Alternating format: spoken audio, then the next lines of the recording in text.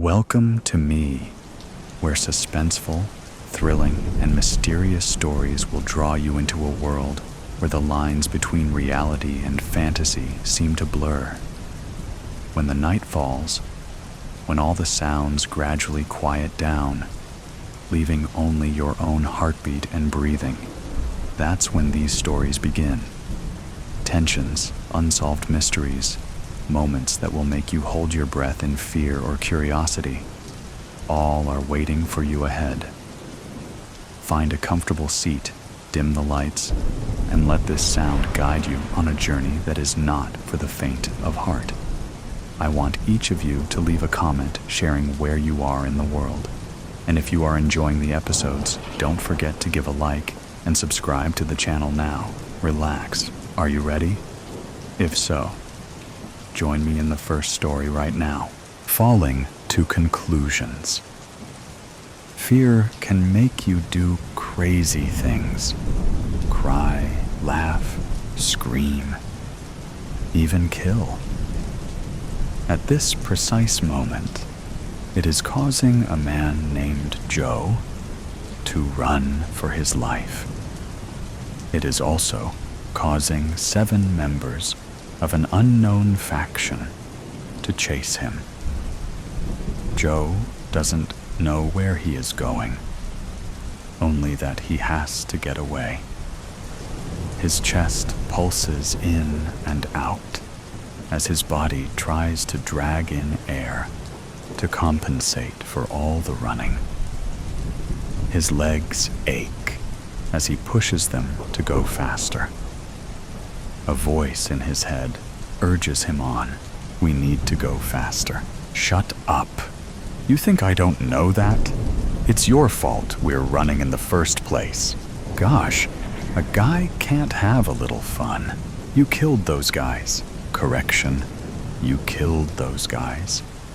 As far as anyone else knows, I am just a figment of your imagination. Besides, now you can be certain that the men who killed your family have been punished for their actions. I didn't need your help. The police would have handled it. Now these guys are chasing us. Less complaining, more running. Joe continues sprinting through the autumn-colored trees, looking for an escape. As he taps into his second wind, he sees sunlight beaming down ahead. He gets to a bright clearing, a good distance ahead of his pursuers. The beginnings of a sigh of relief melt into a sigh of despair. On the other side of the very narrow leaf-filled clearing is a very wide, rock-filled gorge.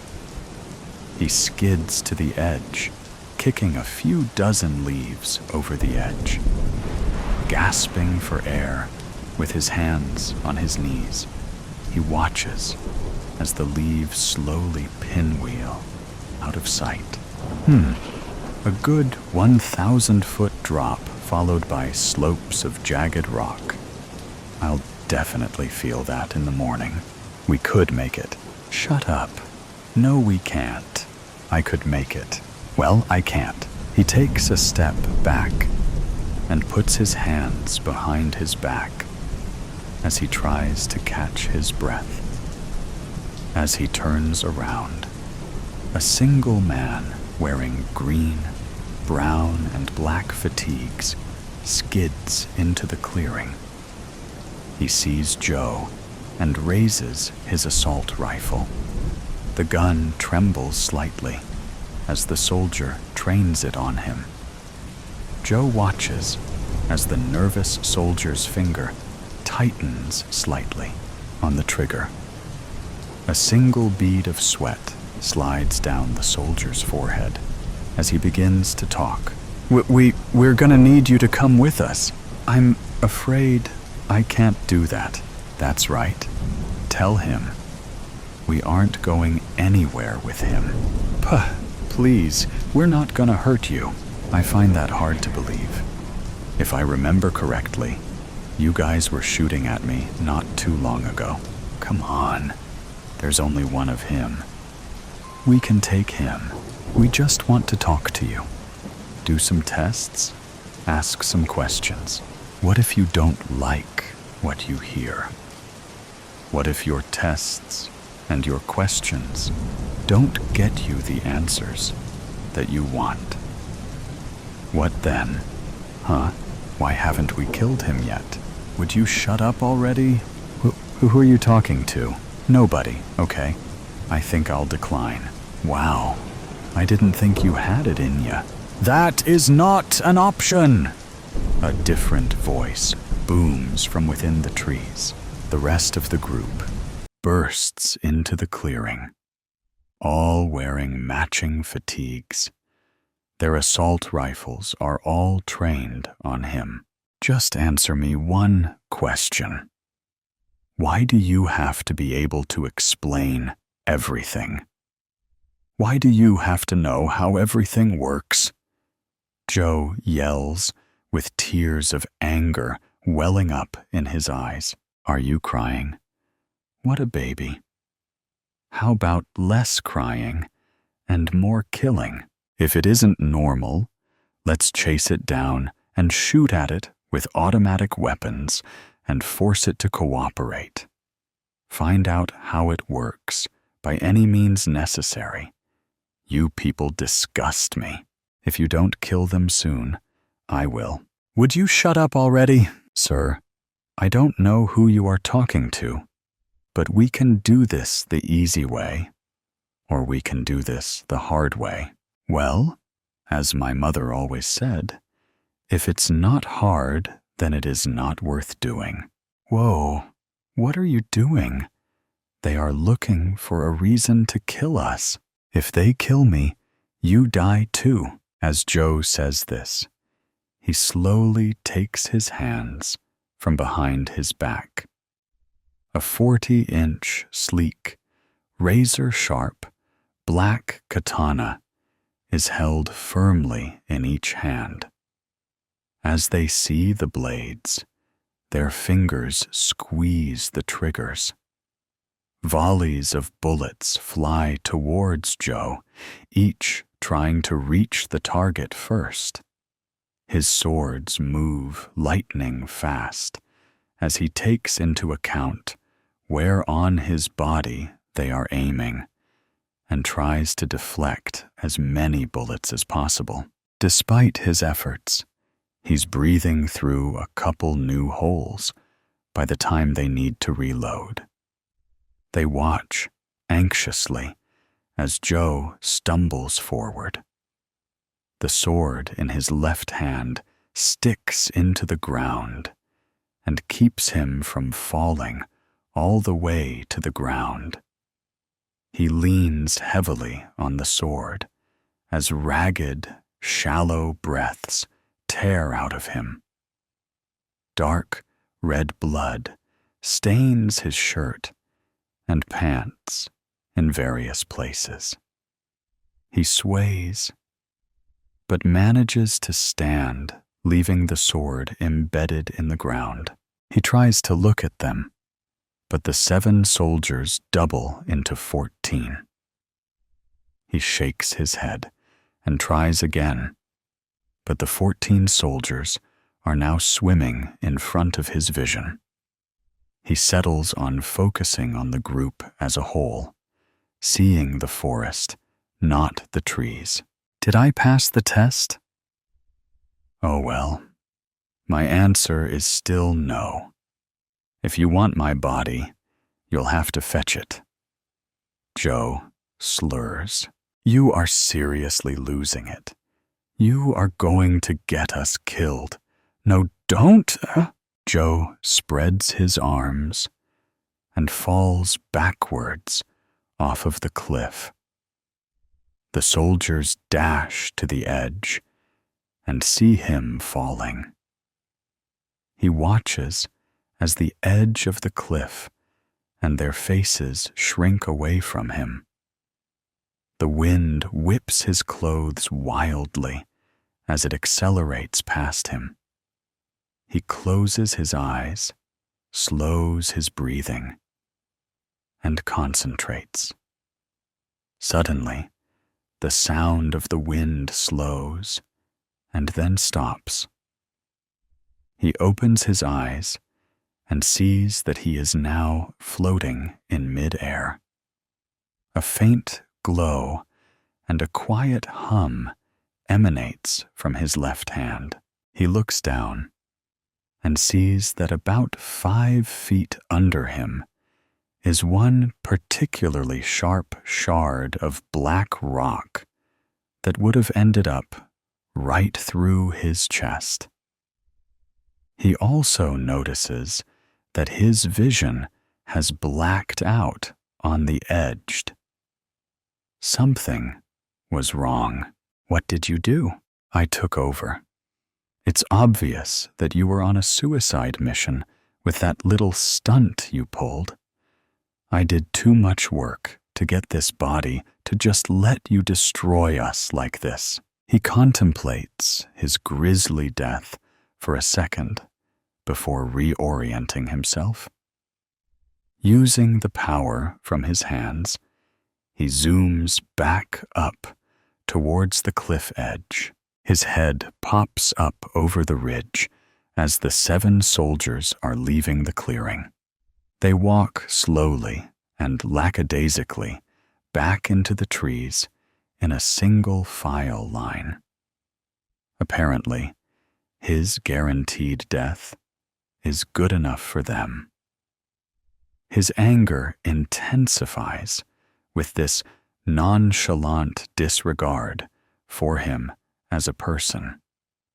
The fact that they don't really care about retrieving the body pisses him off. They even left his sword exactly where it got stuck in the ground. The nails on his right hand dig into his palm as his grip tightens on the sword. The angry look on his face morphs into a grin. He is going to enjoy what is about to happen. He floats back onto the cliff and lands silently on the ground. He quietly picks up his second sword and zips to the soldier, bringing up the rear. In one swift moment, he puts one sword through his back and uses the second sword to separate his head from his body. The head spins wildly as it tumbles into a nearby pile of leaves. He pushes the soldier's body out of the way and heads towards the second soldier. The second soldier gets cut down in one stroke, starting from his right shoulder and ending at his left hip. As the top half of the body slides away diagonally from the bottom half, Joe sees that the other soldiers have become aware of his presence. Their eyes widen and their mouths hang open as they realize the man that they thought was dead is still very much alive.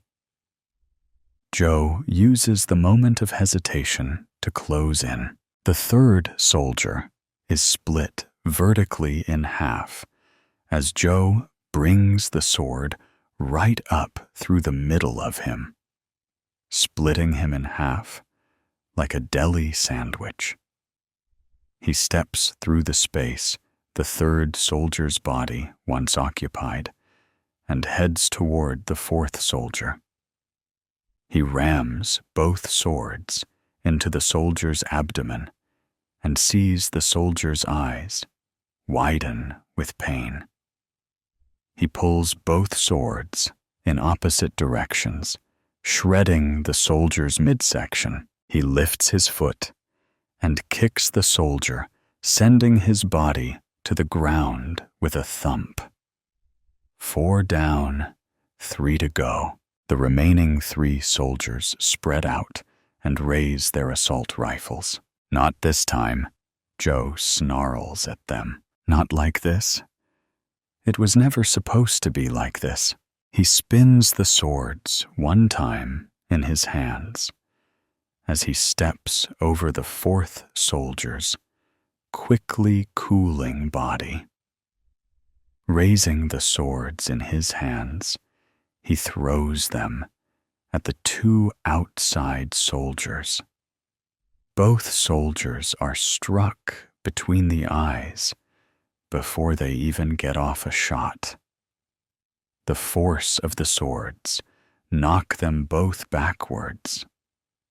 One of the swords plunges into the ground, propping the 5th soldier's body up at a 15-degree angle.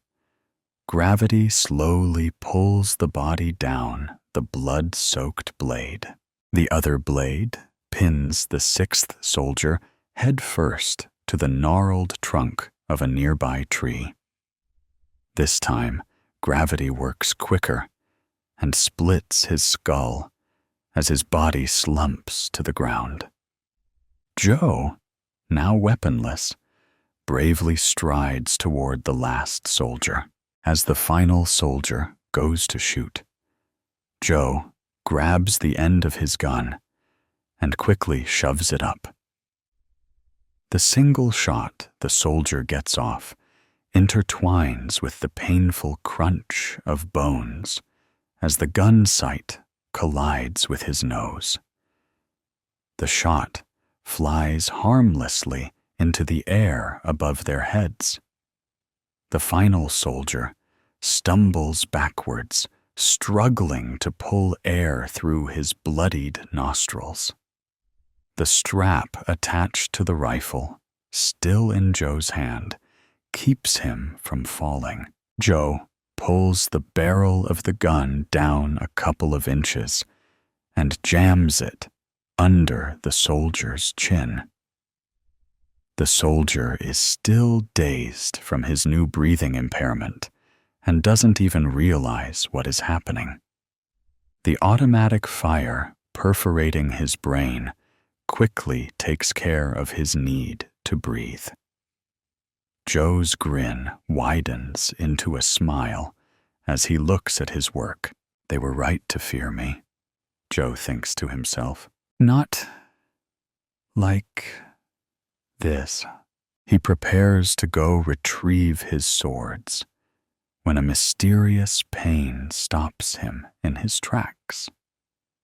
His head feels like it is about to split open. He slams his eyes shut, trying to not pass out. When he reopens his eyes, all he can see is a bright orange light. He blinks a couple times and realizes that he is on his back, staring up at the setting sun. He looks down and sees a sharp, blood-stained rock protruding from his stomach, looking like a blood volcano just sprouted out of his chest. His mind struggles to come to terms with what has just happened, but his eviscerated midsection makes it hard. He tries to speak, but all that comes out of his mouth is a splatter of blood. It was all in his mind. No miraculous survival, no sweet revenge, no daring escape. Just a terrified man sprawled, broken and bloodied, at the bottom of a rocky gorge. He lived his life in fear, and it was this fear that eventually drove him to his death. At least the voice in his head is finally quiet. His gasping breaths slow, as the last thing he sees is the sun slipping beneath the horizon. Fear can make you do crazy things. Laugh, scream, even kill. Right about now, it was the last thought that crossed Joe's mind as his brain seeped out of his shattered skull. A willow of weeps. Her bones were brittle, but not from age. These days, it was a workout in itself to wipe the counters clean, and had even become hard to pick up the unused dishes she'd find on the table at the end of the day. The ceramic was too heavy for her frail hands. She set a place at the table for each of her children, complete with her finest china and silverware in the proper way. But, she supposed, her children had better things to do than come eat with their poor mother. She didn't mind, seeing as she only wanted them to be happy. And so the table was continuously set and continuously taken apart, but never a drop of food to clean up, as the cycle repeated itself over and over again. Every day she made the bed in the guest room, which no one ever used, and the beds in her daughter and son's room. She never made her own, because she was afraid of encouraging bed bugs in the tightly packed sheets. The days went by in a blur. And how could they not, when she was biding her time, cleaning off the same shelves, bedside tables, and book covers she did the day before? For a house with very little movement, there sure seemed to be a lot that needed to be done. So there she was, perched on a wooden stool at the granite countertop, scraping at some invisible speck of dirt. She hummed to herself, softly rocking back and forth. It was hard to tell when she had last eaten, but her shaky hands shed some light on the matter. She grasped the silver knife in her hand and then let it drop, a resounding clink following suit. "Oh, Charlie boy, how I love you," she cooed. "Oh, Lisa darling, how I adore you." She went on and on, singing them praises with a tired smile on her face. She hummed a tune in the still air. "Pick me a pear from that tree outside. Hand me a willow of weeps. Kiss all my tears away, darling, while I send you to somber sleep." Only when she heard no reply did she start up again. "Take me to dance, and we'll sing along the lonesome tune of the night. Lend me your ear, and I'll make a song to sing you. Goodbye, goodbye." The fire beckoned, so she willed her legs up off the stool, grounding her feet on the cool tiles of the kitchen floor. She made her way to the little carpet beside the hearth, humming all the while. The rug beneath her was cold and stiff, a mass of black and white fibers all woven together. Once the fire was stoked, she huddled her knees to her chest and resumed that gentle rocking back and forth. She picked up a pretty little jar by her side, lazily examining the carvings engraved on the stone.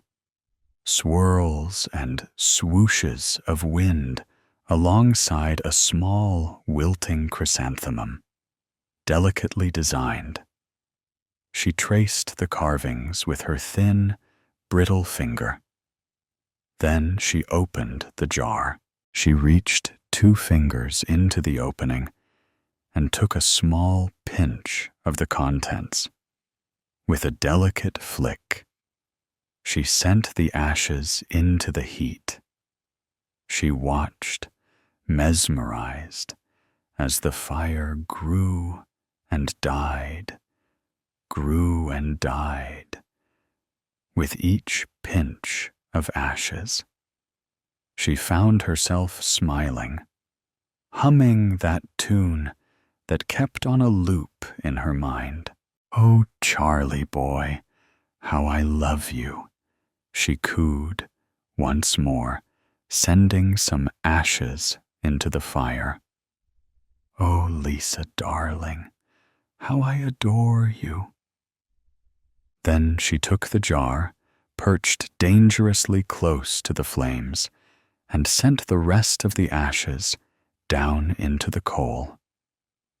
The fire roared in gratitude and grew bigger still, and all the while her heart beat with a sad, sad rhythm. As she kept that absent smile on her lips, then, to her horror, she heard footsteps, loud, panicked footsteps making their way down the stairs in the hallway. So close they were, she was sent into such a state of panic that she dropped the jar onto the floor, its ceramic shell breaking upon contact into hundreds of tiny shards. She let out a scream. "Oh, Charlie boy, how I love you," she sobbed, huddling against herself, rocking furiously. "Oh, Lisa, darling, how I adore you." She sobbed and wailed until she thought she couldn't anymore, and even then it continued, an endless flow of tears. She let out another scream as she felt two sturdy hands on her shoulders. "Oh, Charlie boy, is that you?" she wailed, rocking harder. "Mrs. Jamie, it's time for your medicine, darling." Another shriek, the words sending her into an episode. "Oh, Lisa, darling. Oh, Lisa, darling. Where are you, Lisa, darling?" She began slamming her hands into her knees and rocking so hard forward that she sent her whole frail body toppling onto the ground.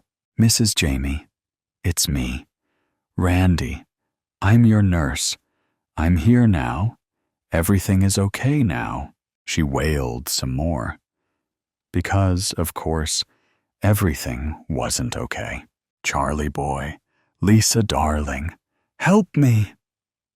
And then she surrendered to Randy's strong grasp, wailing still, as he took her upstairs to her bedroom. She was so worked up that she could barely see, her eyes welling with every thought of that fire, those ashes.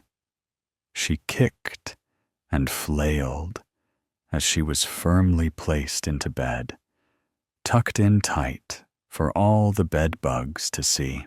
"Mrs. Jamie, it's okay," Randy said softly, stroking her hair as he fed her various pills and a glass of water. "I'm here now.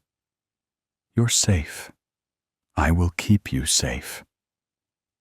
She looked up at him with big, innocent eyes. Just like that, she had already forgotten the panic she was in moments ago. She resumed the gentle rocking as her frail hands clutched the sheets. "Charlie," she murmured, "Lisa, they're safe too now. They're not in pain anymore. Hush now, dear. It's about time you went down for a nap, huh?" For such a time as this, once a week, for the past 10 weeks, Hattie had come to the local cafe for Bible study with a few of her friends from church. It was led by Marissa, one of the long-standing members of the church. Once a week, for the past 10 weeks, Hattie had left the cafe feeling uplifted, inspired, and closer to her Creator. And this week, the 11th week, she expected no different. Uplifting music wafted through the speakers, mixing with the sounds of dishes clanking and milk frothing behind the counter. The familiar noise was music to Hattie's ears as she entered the coffee shop. "Hattie!" Carmen squealed, beckoning Hattie over from the door. "Coffee's on me today. I got you your usual." Hattie smiled. Carmen was the personification of generosity, although that wasn't always the case. "How are you doing?" she asked, sliding into the booth that they always sat at. "Better than I deserve," Harper quoted, appearing behind them. It's what Carmen always said when asked that question. It's the truth. God is so good. As long as I'm breathing, it's more than I deserve. She shrugged. Harper slid into the booth next to Hattie, smiling. "Is Marissa late for the first time ever?" Hattie asked, looking around. "I thought I saw her car outside." In response, Marissa came out of the bathroom and joined the 3 college girls at their booth. "Good morning, girls," she said, eyes bright, as she took her seat next to Carmen. The 4 girls took each other's hands, and Marissa opened them in prayer before they opened their Bibles and began reading and discussing the book of Esther. Is it wrong to be so engrossed in divine wisdom that you lose track of what's happening around you? Surely not, although it can be dangerous. What is wrong is to come into a quiet, privately owned cafe at 11:38 a.m., lock the doors, aim a gun at the ceiling, and set it off. Which is exactly what happened next. The shot rang out in the near silence of the cafe, piercing through the air like only a bullet can, sending a singing bell into the ears of all who were near it. A young child across the shop screamed and was instantly grabbed by his mother, who hid under a table with her back to the aisle, blocking anyone from getting her child. A barista dropped a porcelain cup out of shock, and it shattered on the floor, spilling hot liquid everywhere. Hattie cupped her hands over her mouth so as to not scream. "Everybody hold up your phones," the man shouted, swinging his gun around. "Hold them up high." It took no time at all for everyone to comply. "Good. Now you." He pointed his gun at the man who was standing at the counter. "Go and get them. Bring all the phones to me." The barista couldn't have been more than 17, and his hands shook as he went around to each table and collected the phones. That 17-year-old boy wasn't religious, but at that moment, he was praying. Praying that somebody, anybody, had called the police.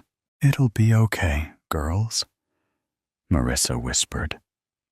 Hattie could tell that she was trying to be strong, but she could also see the fear in her eyes when she glanced at the man with the gun. "You 4. The man pointed his gun in the direction of Hattie and her friends. And it was at that point that Harper began to cry. In front of the door. Stand. None of them knew what he meant, but he motioned for them to get up. And since he had a gun, they did what he asked. Then he did it again to the next table, making them stand in front of the windows. Soon, the whole store was stood in front of the glass entrance to the small cafe, including the little boy and his mother. While he was lining them up, the sound of sirens began, getting louder and louder, closer and closer, until they were too loud for Hattie to bear, and she covered her ears.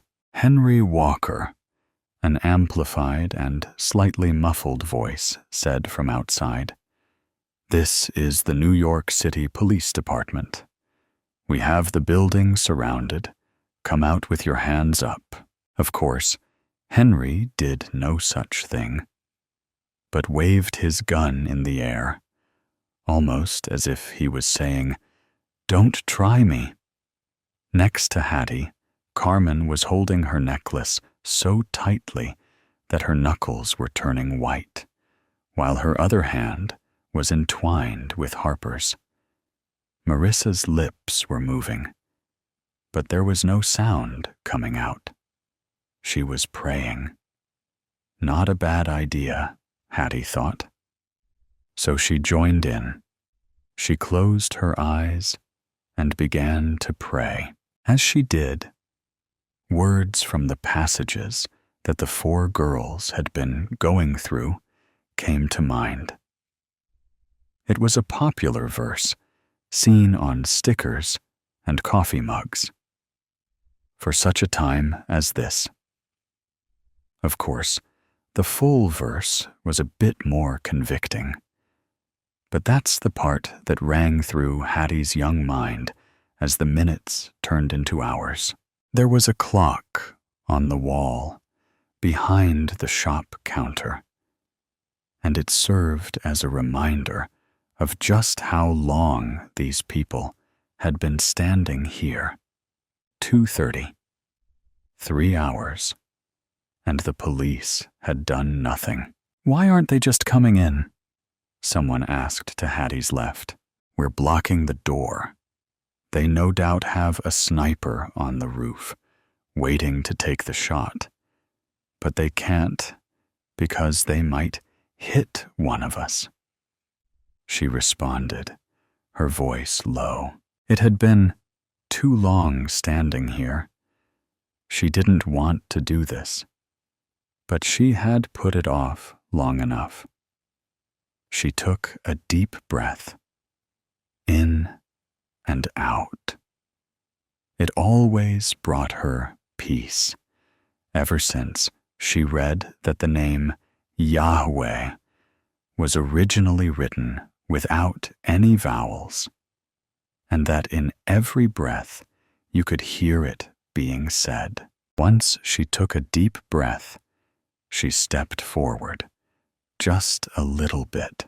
"What are you doing?" the guy with the gun asked, aiming his weapon at her chest. "Get back in line." "You don't look so good," Hattie said, her voice shaking ever so slightly. "Can I get you a cup of water?" Henry stared at her as he considered this, evaluating, calculating, risk assessing. Hattie was doing the same, taking in the blood soaking into the side of his shirt, the sweat dripping down his face, and the wideness of his eyes. "What's your name?" Henry narrowed his eyes at her. "Hadassah. People call me Hattie." No one called the girl by her real name these days, but she told him anyways. "I just thought that you might feel better if you had a cup of water. Sorry." Hadassah, yes, I think a cup of water would help me feel better. Thank you. Can you get one for me? Hattie nodded, the weight of her decision settling in. No longer was she glanced over as just another piece of a hoard, but now she had been called out. She was in this. It took all of her strength to take the next few steps. All of them brought her closer to a dangerous man who seemingly did not care about her safety. But there was still a little inkling in the back of her mind, a blossom of hope that slowly bloomed as she poured some water from the tap into a plastic cup and brought it to him. That maybe, just maybe, this would all go to plan. Hope that they would all make it out of this alive. Henry, still suspicious, took the cup from Hattie, but said nothing. She looked back toward the front window, at all the other customers, who were looking at her like a madman. Everyone watched with a sort of anticipation as he drank the entire cup greedily. I need more, please, Hadassah. He handed the cup back to Hattie, and she filled it again, and then gave it back. Once he had drunk his fill, he sent Hattie back to the front of the shop. 45 minutes passed. This time, Hattie's voice shook even more when she stepped forward and said, "Excuse me?" "What is it, Hadassah?" Henry asked, but he didn't point the gun at her. "I'm really very sorry to interrupt you like this, but I couldn't help but notice that you're bleeding. I'm training to be an EMT. I could patch you up, if you'd like." Now, if it had been almost any other person in the cafe who asked this, they would have been turned down. But Hattie had somehow managed to find favor in the eyes of this man, and therefore he nodded, beckoning her forward for the second time.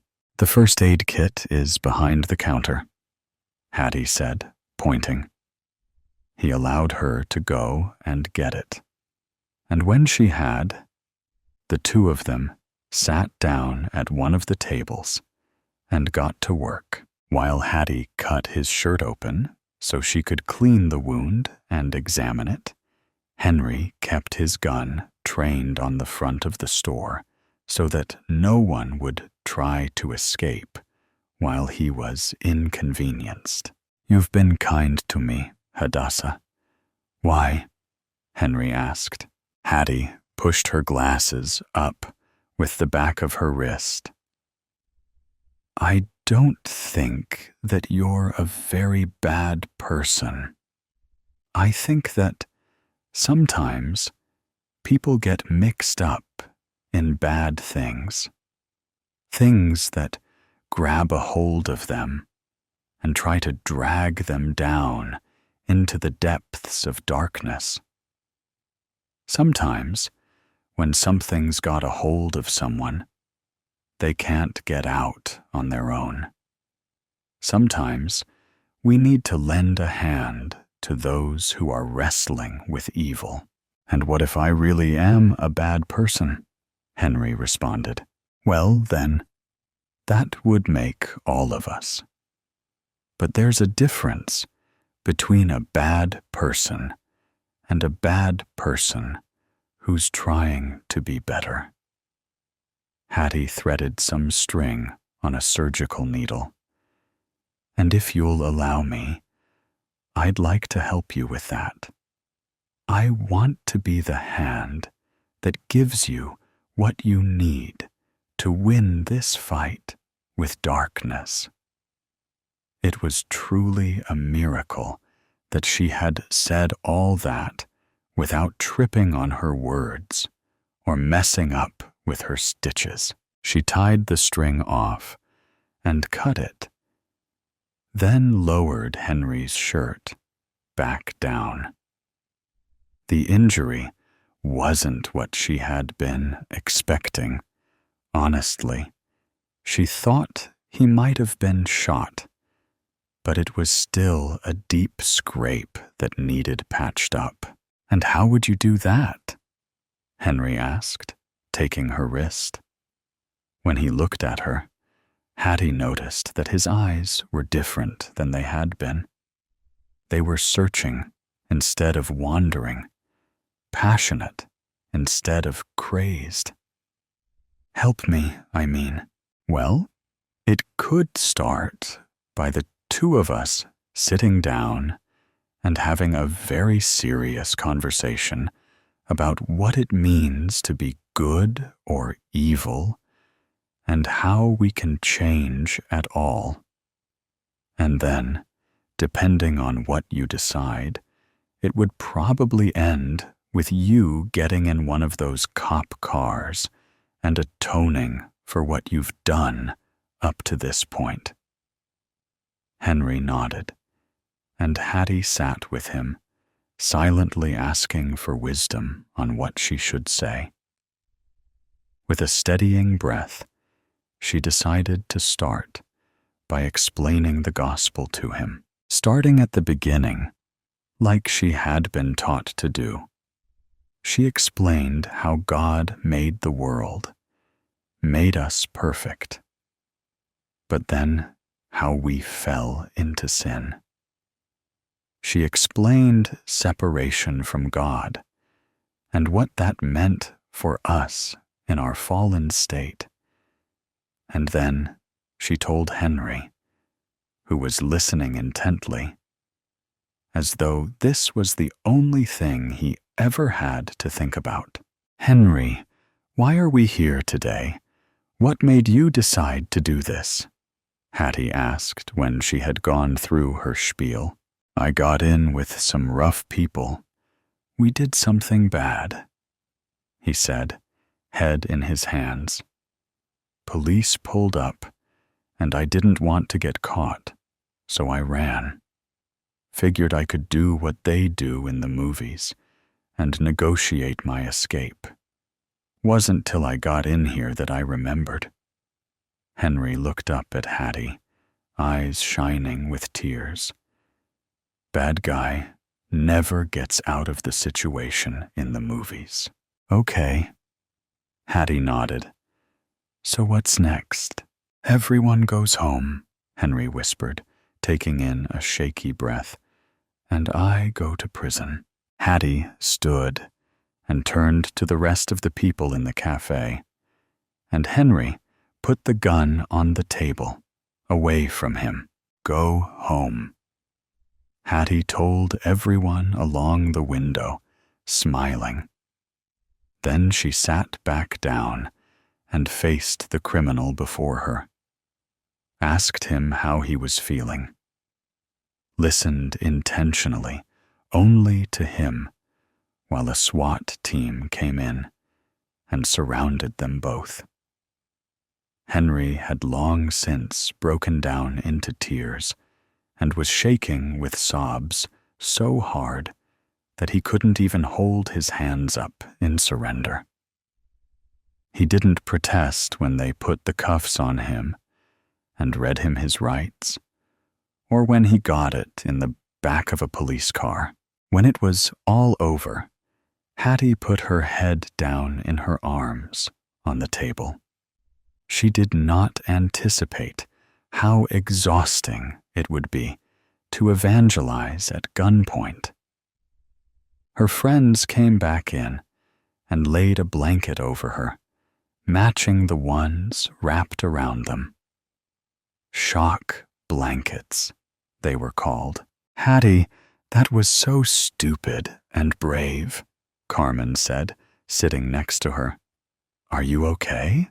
"I'm fine, just doing what had to be done," Hattie responded, looking up from the table to her friends. "We should go get ice cream," Harper said, then quickly amended, "through the drive-through." Hattie snorted, laughing. "I have ice cream in my dorm room. Come on." The four girls left the cafe and drove to the college, each separately praying a little prayer of gratitude on the drive over, and then finished their Bible study in the comfort of Hattie's living room, with bowls of chocolate ice cream next to them. When Henry's trial came 2 weeks later, Hattie attended. She watched him plead guilty and apologize to the people he had hurt. She didn't visit him in prison, but wrote him letters of encouragement every once in a while. When he wrote back that he had become a Christian, she shared it with everyone in her church.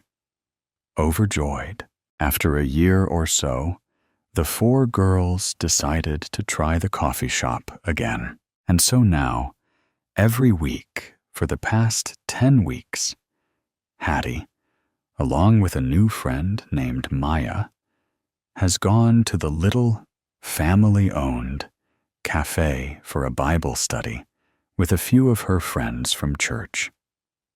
She'd walk in and hear the quiet, uplifting music and the gentle bustle of the few people inside, and smell the fresh, ground coffee beans and vanilla.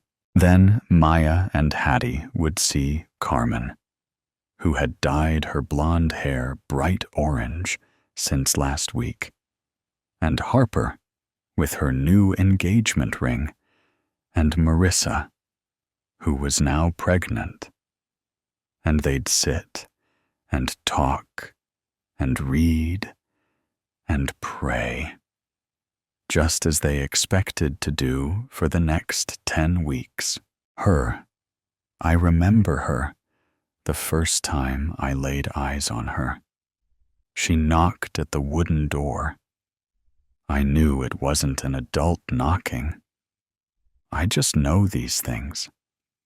The sound was light, timid, and just a bit too low on the door to belong to someone grown.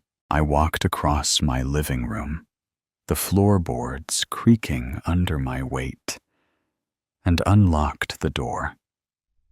As I pulled it open, the hinges groaned softly, and there she was, standing on my porch, waiting for me. She came to me, and I knew it was her. I knew right away she was the one I'd been waiting for. I felt it. It's hard to put into words, but if I had to, it was like being struck by lightning in the pit of my stomach, a surge of electric energy coursing through me and ending in a sharp, tingling burst at the base of my skull. She was tiny, small even for her age, and her presence seemed to shrink further under the weight of the gray autumn sky.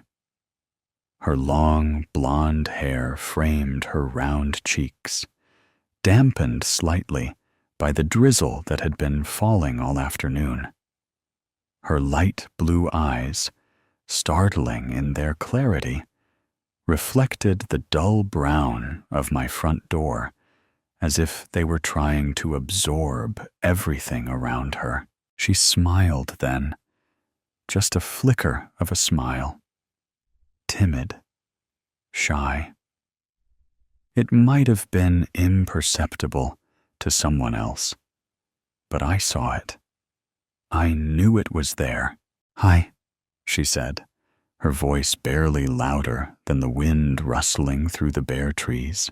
I crouched to her level, studying her face as if I might find answers etched in the softness of her features. "Hello," I replied, the word catching in my throat. Her small hands clutched a green box close to her chest, a makeshift tray hanging from her neck with an assortment of colorful packages. "I'm from Troop 195 of the Girl Scouts," she said, her voice steadier now, though still carrying a gentle, unpracticed rhythm. "I'm selling cookies to finance our trip to Washington next year. Would you like to help?" I blinked, her words pulling me from the strange fog that had overtaken me since I first saw her. "I'd love to help," I said, forcing a smile. "What exactly are you selling?" She brightened, her confidence growing with every word. "I have caramel chocolate chip, Do-si-dos, lemon ups, and thin mints." I nodded slowly, leaning one arm on the door frame. "Those all sound delicious." And they did, each one of them. I wasn't lying. I'm not a liar. I've always tried to tell the truth, to open up to anyone who showed even the slightest interest in me. It's rare enough that someone does. "Which ones would you suggest?" I asked, genuinely curious. "The Do-si-dos are the most popular," she replied, a practiced response, one she'd probably used at every house she'd visited. I tilted my head. "Are those your favorite?" Her expression softened, her small fingers playing with the corner of a box in her tray. "No, I like the Girl Scouts s'mores. But—" She hesitated, her eyes meeting mine. "We're all out of those." She seemed genuinely saddened by that, and I could see it in her eyes. That's something I've always been able to do. Read people, see the emotions they hide behind words and smiles.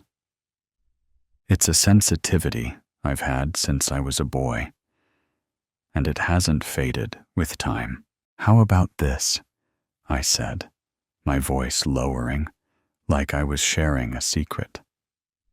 "Give me 2 boxes of Do-si-dos now, and when you get more Girl Scout s'mores, I want you to come back here and bring me 10 boxes of those." Her face lit up, her smile blooming into something real and full. It wasn't timid anymore. It was happy, proud. She looked like she'd just conquered a mountain, a small victory in a world that often feels insurmountable at her age. "Really?" she asked, her voice rising with excitement. "Really?" I said, reaching into my pocket and pulling out the cash. I handed it to her. She reached for it, her movements unhurried, and as she did, I let 3 of my fingers graze the back of her small hand. It was a fleeting touch, imperceptible to her, or at least I thought it was. But I noticed how her skin quivered ever so slightly under my fingertips, like the faintest ripple in still water. She quickly pulled the money back, her attention shifting as she counted it with practiced efficiency. Then, tucking the bills into the small pouch at her side, she handed me the 2 boxes with both hands. She held them out as though they were treasures, precious and fragile, the way a child often treats even the simplest things. "Thank you so much," she said, her voice louder now, the earlier shyness melting away. "I'm happy to help," I replied, meaning it. She turned to leave, clutching her tray of cookies like a prize. At the edge of the porch, she paused and looked back at me, her eyes wide and sparkling with gratitude. "I promise I'll come back when we get more s'mores." "I'll be waiting," I said, watching as she skipped down the driveway, her small frame disappearing into the gray drizzle. I stood there for a moment, holding the boxes of cookies in my hands, feeling a strange warmth that wasn't entirely explainable. It wasn't about the cookies or the sale. It was about the way her smile had lit up the gray, how her small victory had momentarily lifted inside me.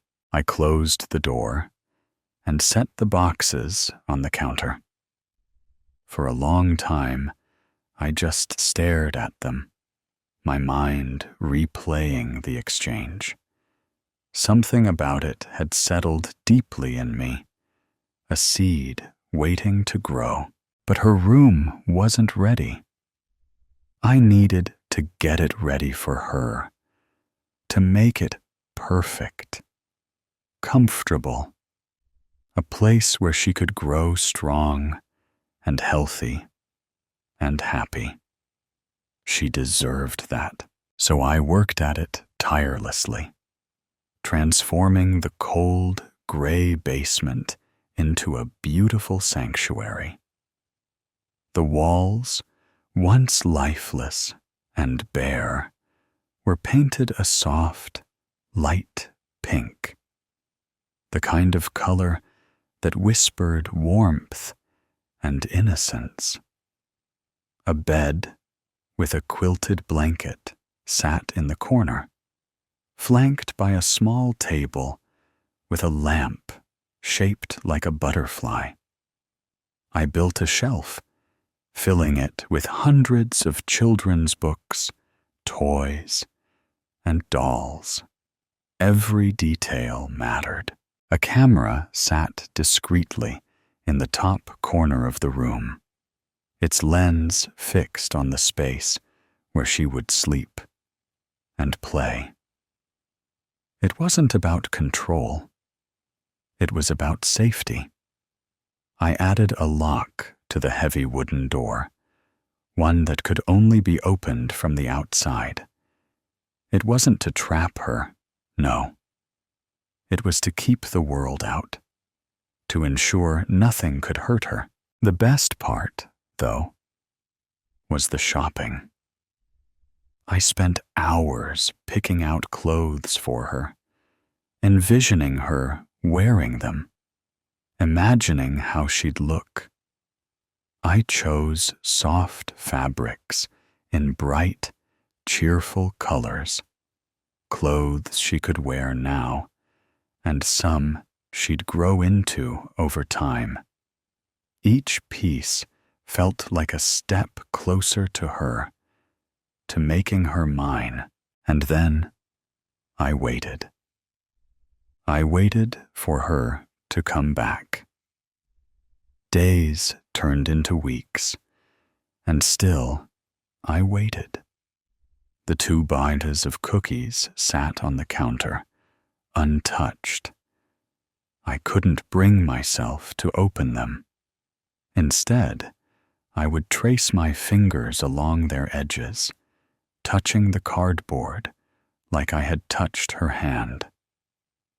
Sometimes I'd lift one to my face, inhaling the faint mix of packaging and something else, something peculiar and fleeting. The smell of her, the anticipation was unbearable, a constant hum under my skin. Each creak of the floorboards, each knock at the door, sent my heart racing hoping it would be her. But she didn't come back. Not yet. I knew she would, though. She had to. I'd made everything perfect. And then, one day, her knock came. It wasn't just any knock. It was her knock. I knew it instantly, even before my body moved to rise from the couch. I felt it in my chest, in my veins. A spark of anticipation coursing through me. The moment I'd been waiting for, the moment I'd been preparing for, was here. The chance to see her again, to look into her bright eyes, to show her what I had built for her, because of her. Because she was the one. It was her. I crossed the room in a few quick strides, unlocked the door, and pulled it open. There she stood, with that smile. It wasn't as shy as before, more certain now, like she knew she was welcome, like she belonged here. In her hands, she held a neat stack of cookie boxes, her reason for coming back. Or so she thought. I smiled at her, a warmth creeping into my voice that I couldn't mask. "It's good to see you again," I said. She beamed, her cheeks flushed from the cool air. "I have your cookies, and since it's such a big order, I added a pack of lemon ups for free." "Well, now that's very kind of you," I replied, my tone light and friendly. I slipped my hands into my pockets, pretending to search for the cash. My fingers met empty fabric, as I knew they would. I hadn't carried any money in weeks. The truth was, I didn't want to hand her the money here on the porch. Not this time. I needed her to come inside. I looked up at her, feigning a small chuckle. "Looks like I forgot my wallet. It's inside, in the kitchen," I said, gesturing behind me. It wasn't a lie. I don't lie. I never lie. My wallet was in the kitchen, sitting right on the counter, next to the untouched cookie boxes from her first visit. The ones I had been saving for this moment.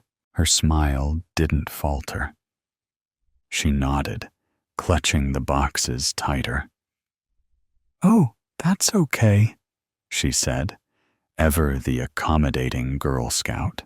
"Why don't you come in?" I asked, stepping aside and motioning to the warmth of the house behind me.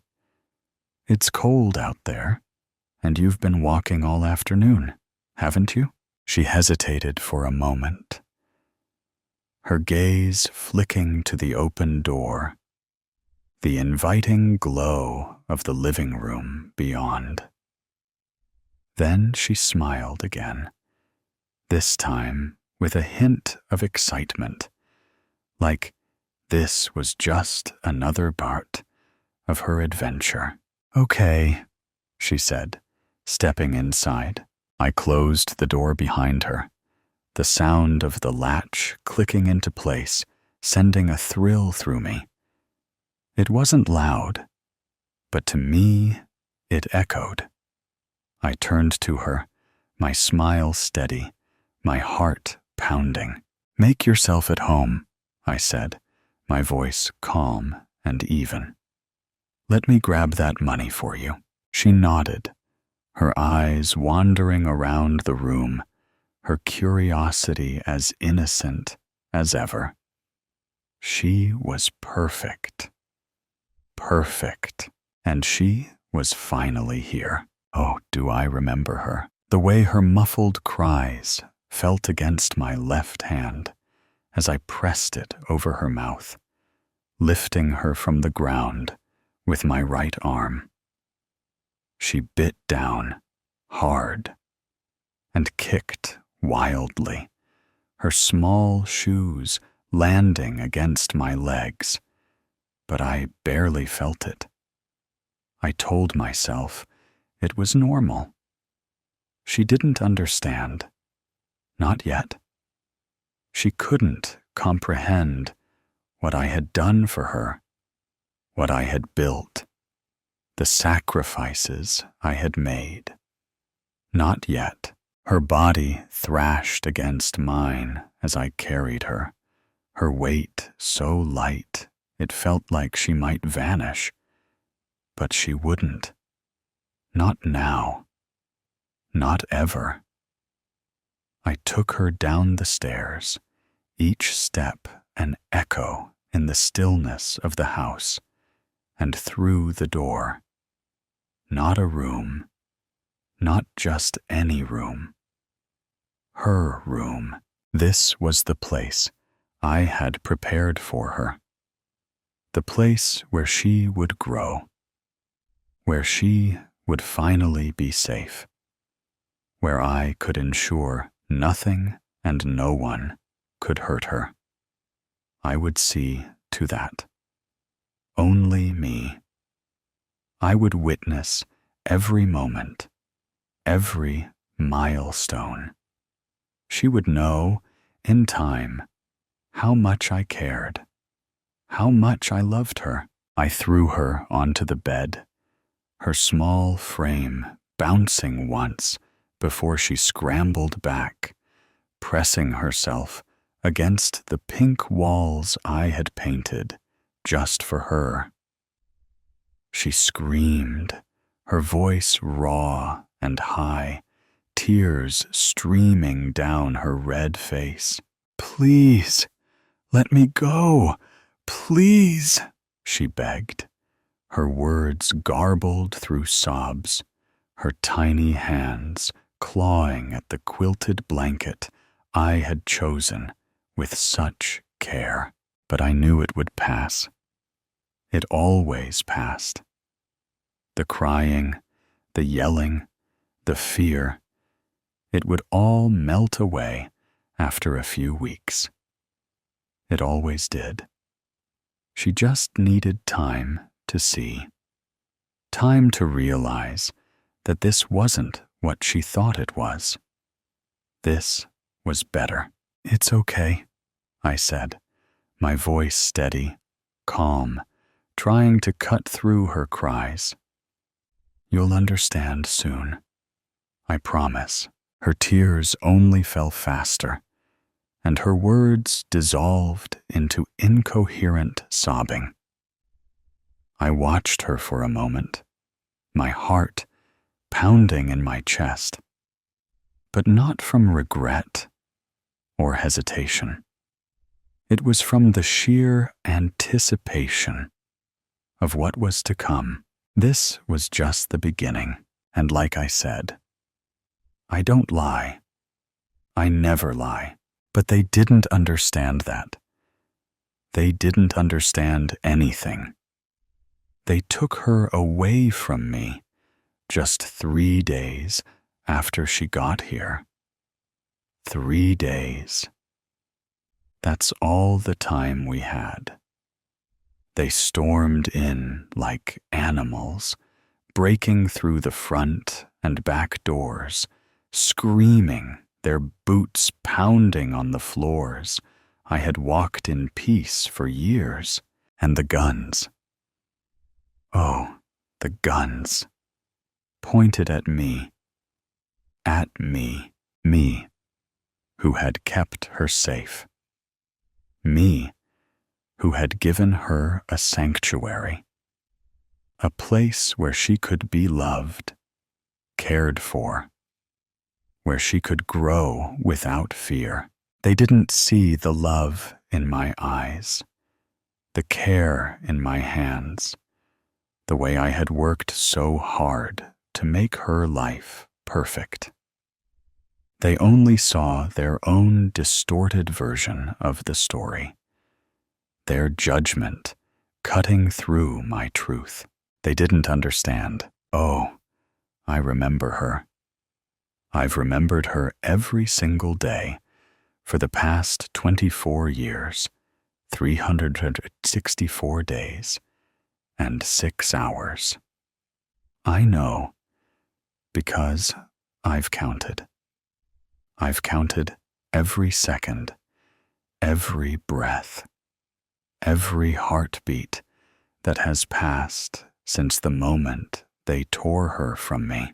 But now, just a few more days, just a little more time, and we will be reunited.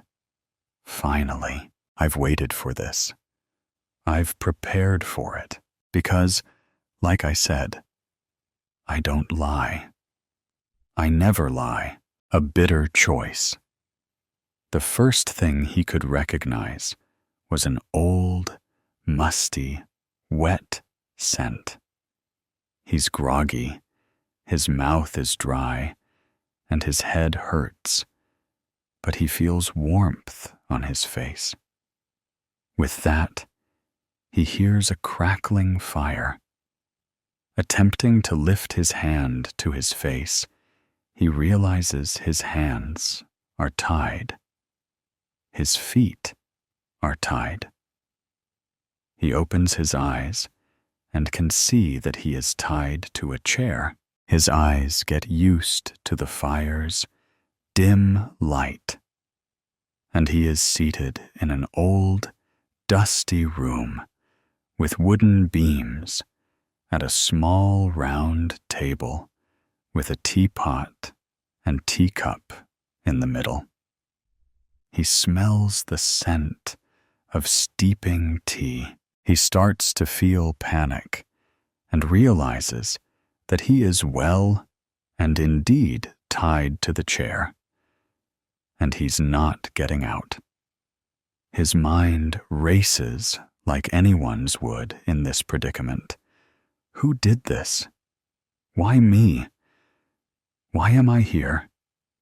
His usual defensive bravado kicks in, but he quickly realizes there's no one here to impress, to convince, or so he initially thought. Swiveling his head, looking around for anything to help him escape, a way out, or a clue as to where he is, he yelps when he sees her.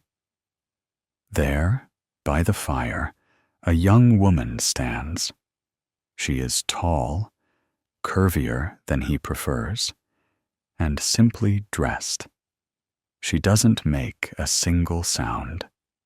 She seems calm as she continues looking into the flames while holding her cup of tea and quietly sipping. Who the hell is she? At first, he thinks this is a first date gone wrong, but then he sees her face, and he recognizes her. I know her, but his head is so foggy. Did she drug me? He can't place her face. He feels the first beads of sweat dripping down his face as he tries to look around for someone else to help, or something to lean against to free himself. Looking around and listening, he confirms they are the only two here. Where the hell am I? Is this a cottage? In New York City? After spending precious moments trying to make sense of this, he shakes it off and starts to take in more of the space, thinking of creative ways to get himself free. If I can just get free, she's just one woman.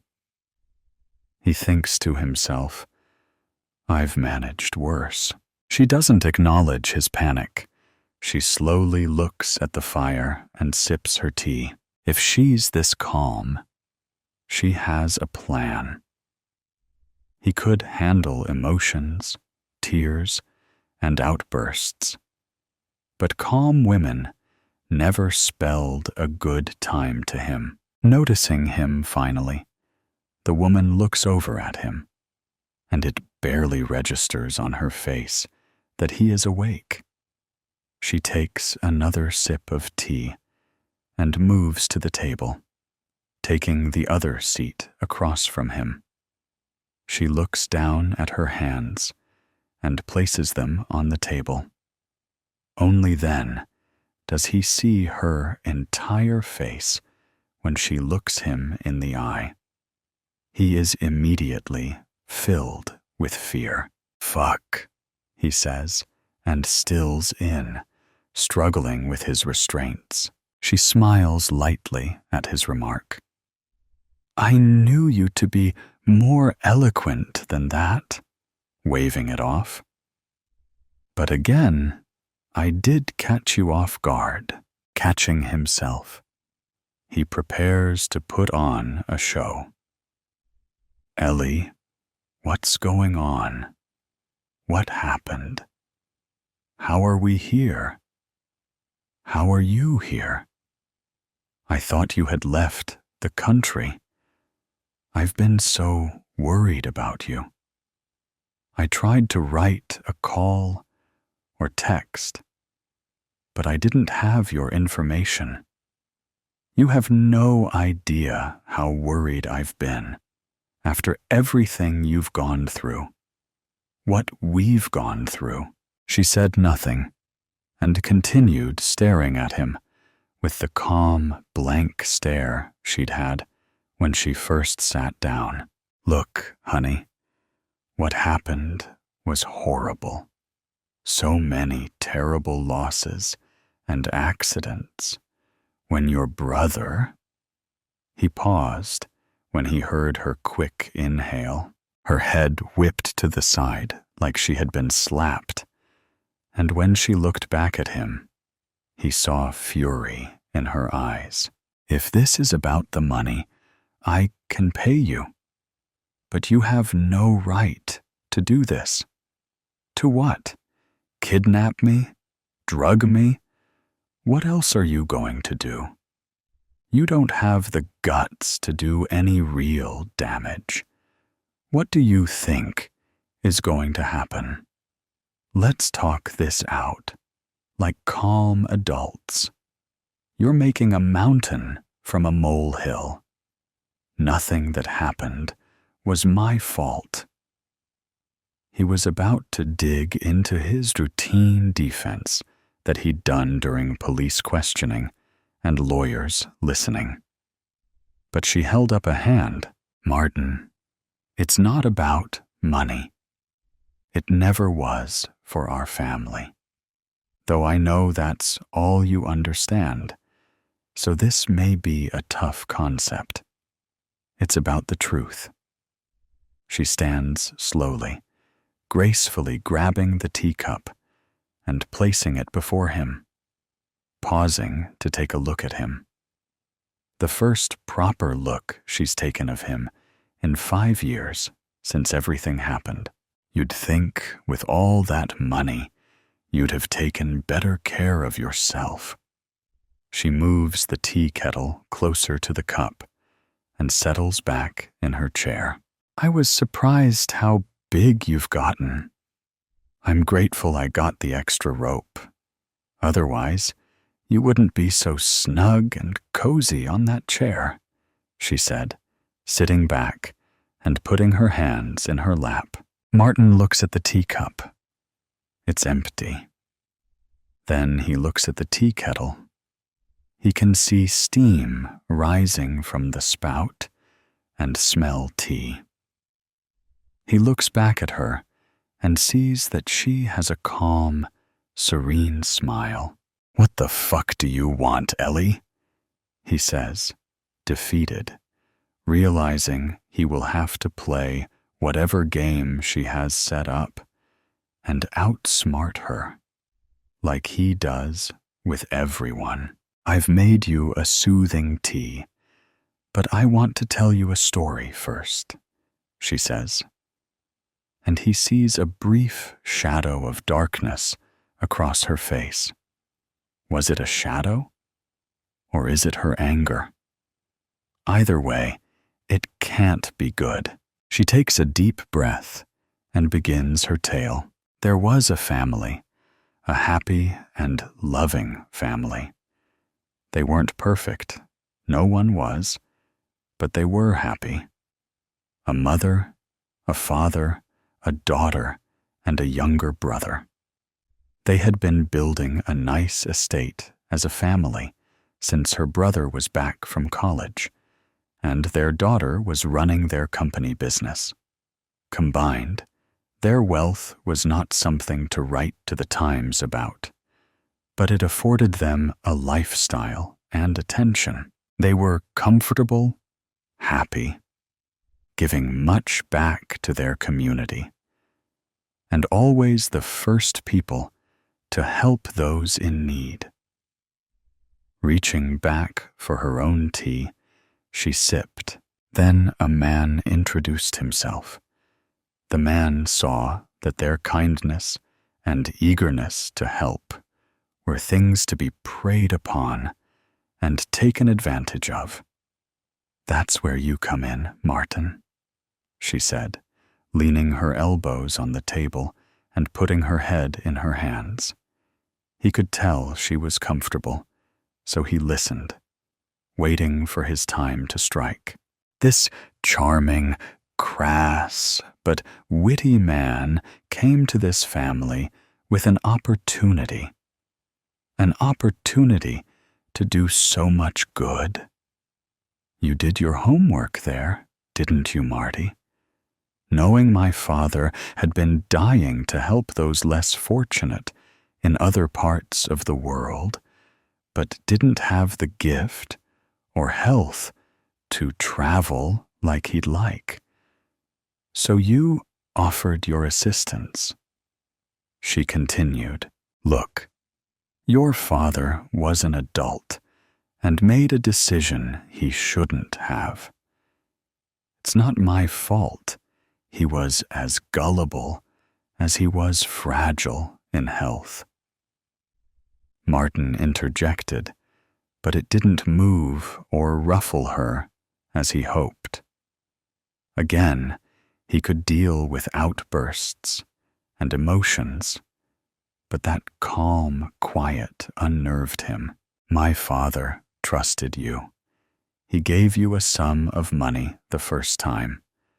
I don't want to know how you substantiated the positive works the money did for those families," she said, leaning back and drumming her fingers on the table. "AI has come a long way these days. It's not my fault he couldn't see the flaws." He tried to add that charm, but failed because he kept looking back at the tea. "Is it poisoned? Is she going to kill me with the teapot? Seems a bit violent for her," he thought, but he'd been surprised by her already. She scoffed at his remark. "You continued to take his money and show these manufactured images and proof of goodwill for 2 years, until he gave you access to our funds without knowing you had cheated him. You promptly drained those funds, millions of dollars, and disappeared, funneling the money to an untraceable account. No court would mandate a warrant or search for you. Again, sweetie, it's not my fault your father was an idiot, and you could have stopped him," he said, thinking the sweat from his palms could help loosen the rope around his wrists. She went on, "The stress of this loss and the bureaucratic failing that is our justice system caused my already fragile father to suffer a heart attack and die, leaving my mother a husk of a woman. I had to step away from the business and take care of her. My brother took over the company. You had thoroughly gutted those funds to barely enough to keep the lights on. The debt drowned my brother and his sanity, and he took his own life. The loss of both men caused my mother to stop living. She wouldn't eat. She wouldn't sleep. She just wept. Until one day, she just stopped breathing. The doctors say it was a brain aneurysm. It was heartache. She says with tremendous confidence. She gets up and goes to the fire. He sees her shaking. Is it from the cold or from anger? He continues his slow struggle to free his hand from the ropes, but knows it won't do any good.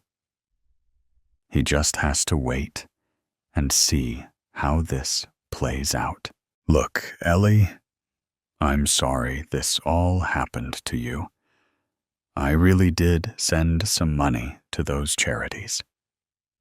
He had to, he thought. Otherwise, he wouldn't have been able to get their government-valid invoice for his tax write-offs, which he forged. And everything that happened to your family, you can't blame those freak incidents on me. It just doesn't make sense. And you've always been a sensible woman.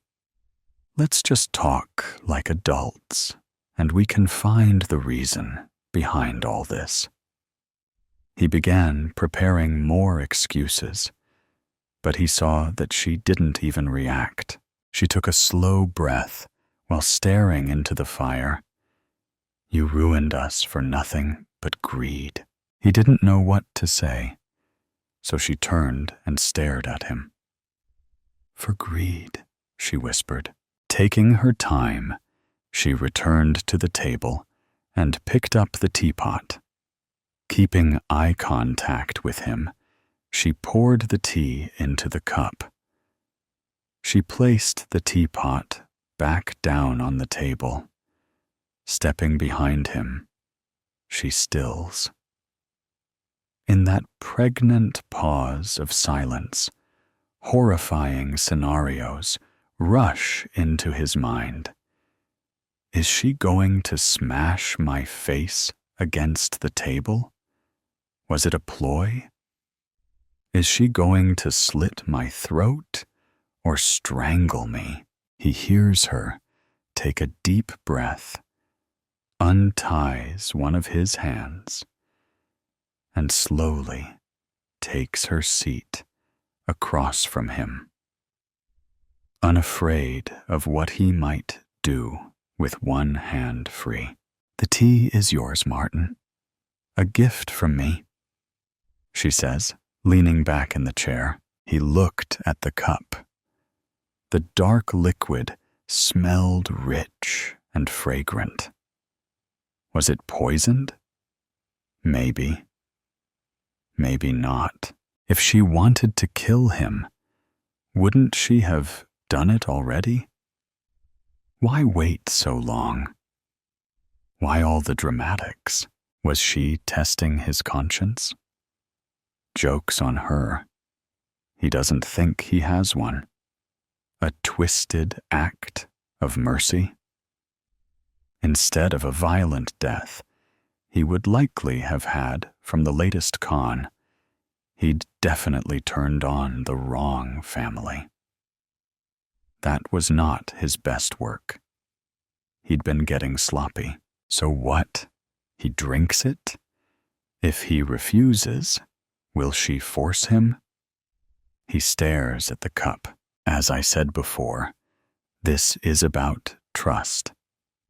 It's about faith in kindness, in my kindness. Do you have that faith, Martin? Pausing, she watches his internal struggle. Take a drink, Martin, she says, leaning forward. He could throw it in her face as a distraction.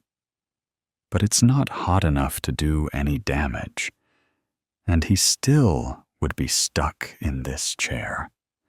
It wouldn't distract her enough to manage an escape. And if I don't?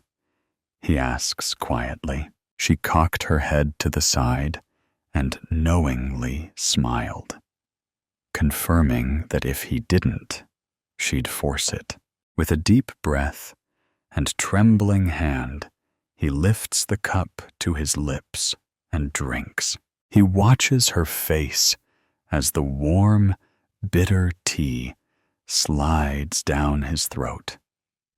He stares at her as he waits to feel anything. His heart pounds. Is this it? Or is it nerves? What else will I start feeling? Throat burning? Organ failure? Ellie watches him in silence. Her expression is unreadable. 1 minute passes, then another, and another. He feels no pain. Was there even any poison? Was it just tea? He laughs nervously with relief. He can feel sweat dripping from his face. That's it? That was your big revenge? Making me squirm and sweat? Sneering at her. I knew you didn't have it in you. Weak, just like your whole family. Ellie smiles and leans closer, whispering, Who said the poison works fast? Martin's smug smile falters. He looks at the cup, the back at Ellie's serene face. What do you mean? He blurts out between panicked breaths. She stands and picks up her coat, and he sees her demeanor change to light and easy. Some things take time, Marty. She pauses and smiles at him. It could be days. It could be weeks. It could be in your sleep. It could be during your favorite meal, and it causes a devastating reaction. It could be tomorrow in a crowded room. You'll just have to wait and see and hope. She tosses a kid's Swiss Army knife on the table and walks out. He stares at the closed door in horror. He's alive, for now. But for how long? The fear will never leave him. With every meal, every sip, every breath, he will wonder if it will his last. Dial tone. Dirges, Tijuana, Mexico. Pay phone, outside Mercado El Popo, 1999. Sound of coins clinking, dialing tones. Aló? ¿Quién habla? Myra. Es Leah? Leah! Dios mío! I can't believe it's you. We've been going crazy here. Your mother comes to my house every day asking if I've heard from you. Where are you? Are you okay? I made it to Tijuana. I'm at a payphone near the market. The phone keeps eating my coins, so I don't have much time. You sound different. Your voice, you sound sick. Are you sick? I'm not sick, Myra. Just tired. So tired. Remember how we used to stay up all night studying for Senora Martinez's chemistry exams? This is different. I haven't really slept in days. Days? Leah, you're scaring me. Everything is scary here. Remember how we used to talk about leaving Venezuela? Making plans in your backyard? Drinking your mother's terrible café con leche? Sound of traffic passing, horns honking. Of course I remember. We were going to be roommates in Miami, get jobs at fancy hotels, maybe even meet Ricky Martin. We had everything figured out. We were so naive, Mayre. So stupid. We thought it would be like the movies. Save some money, buy a plane ticket, start a new life. But the visas, they kept rejecting us.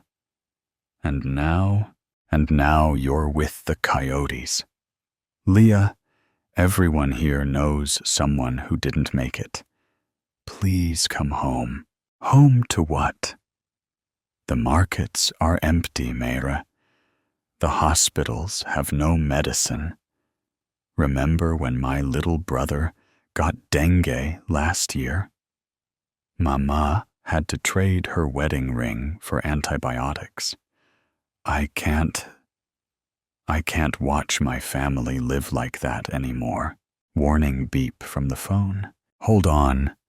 Need to add more coins. Sound of coins dropping. Myra, I have to tell someone. I can't keep carrying this alone.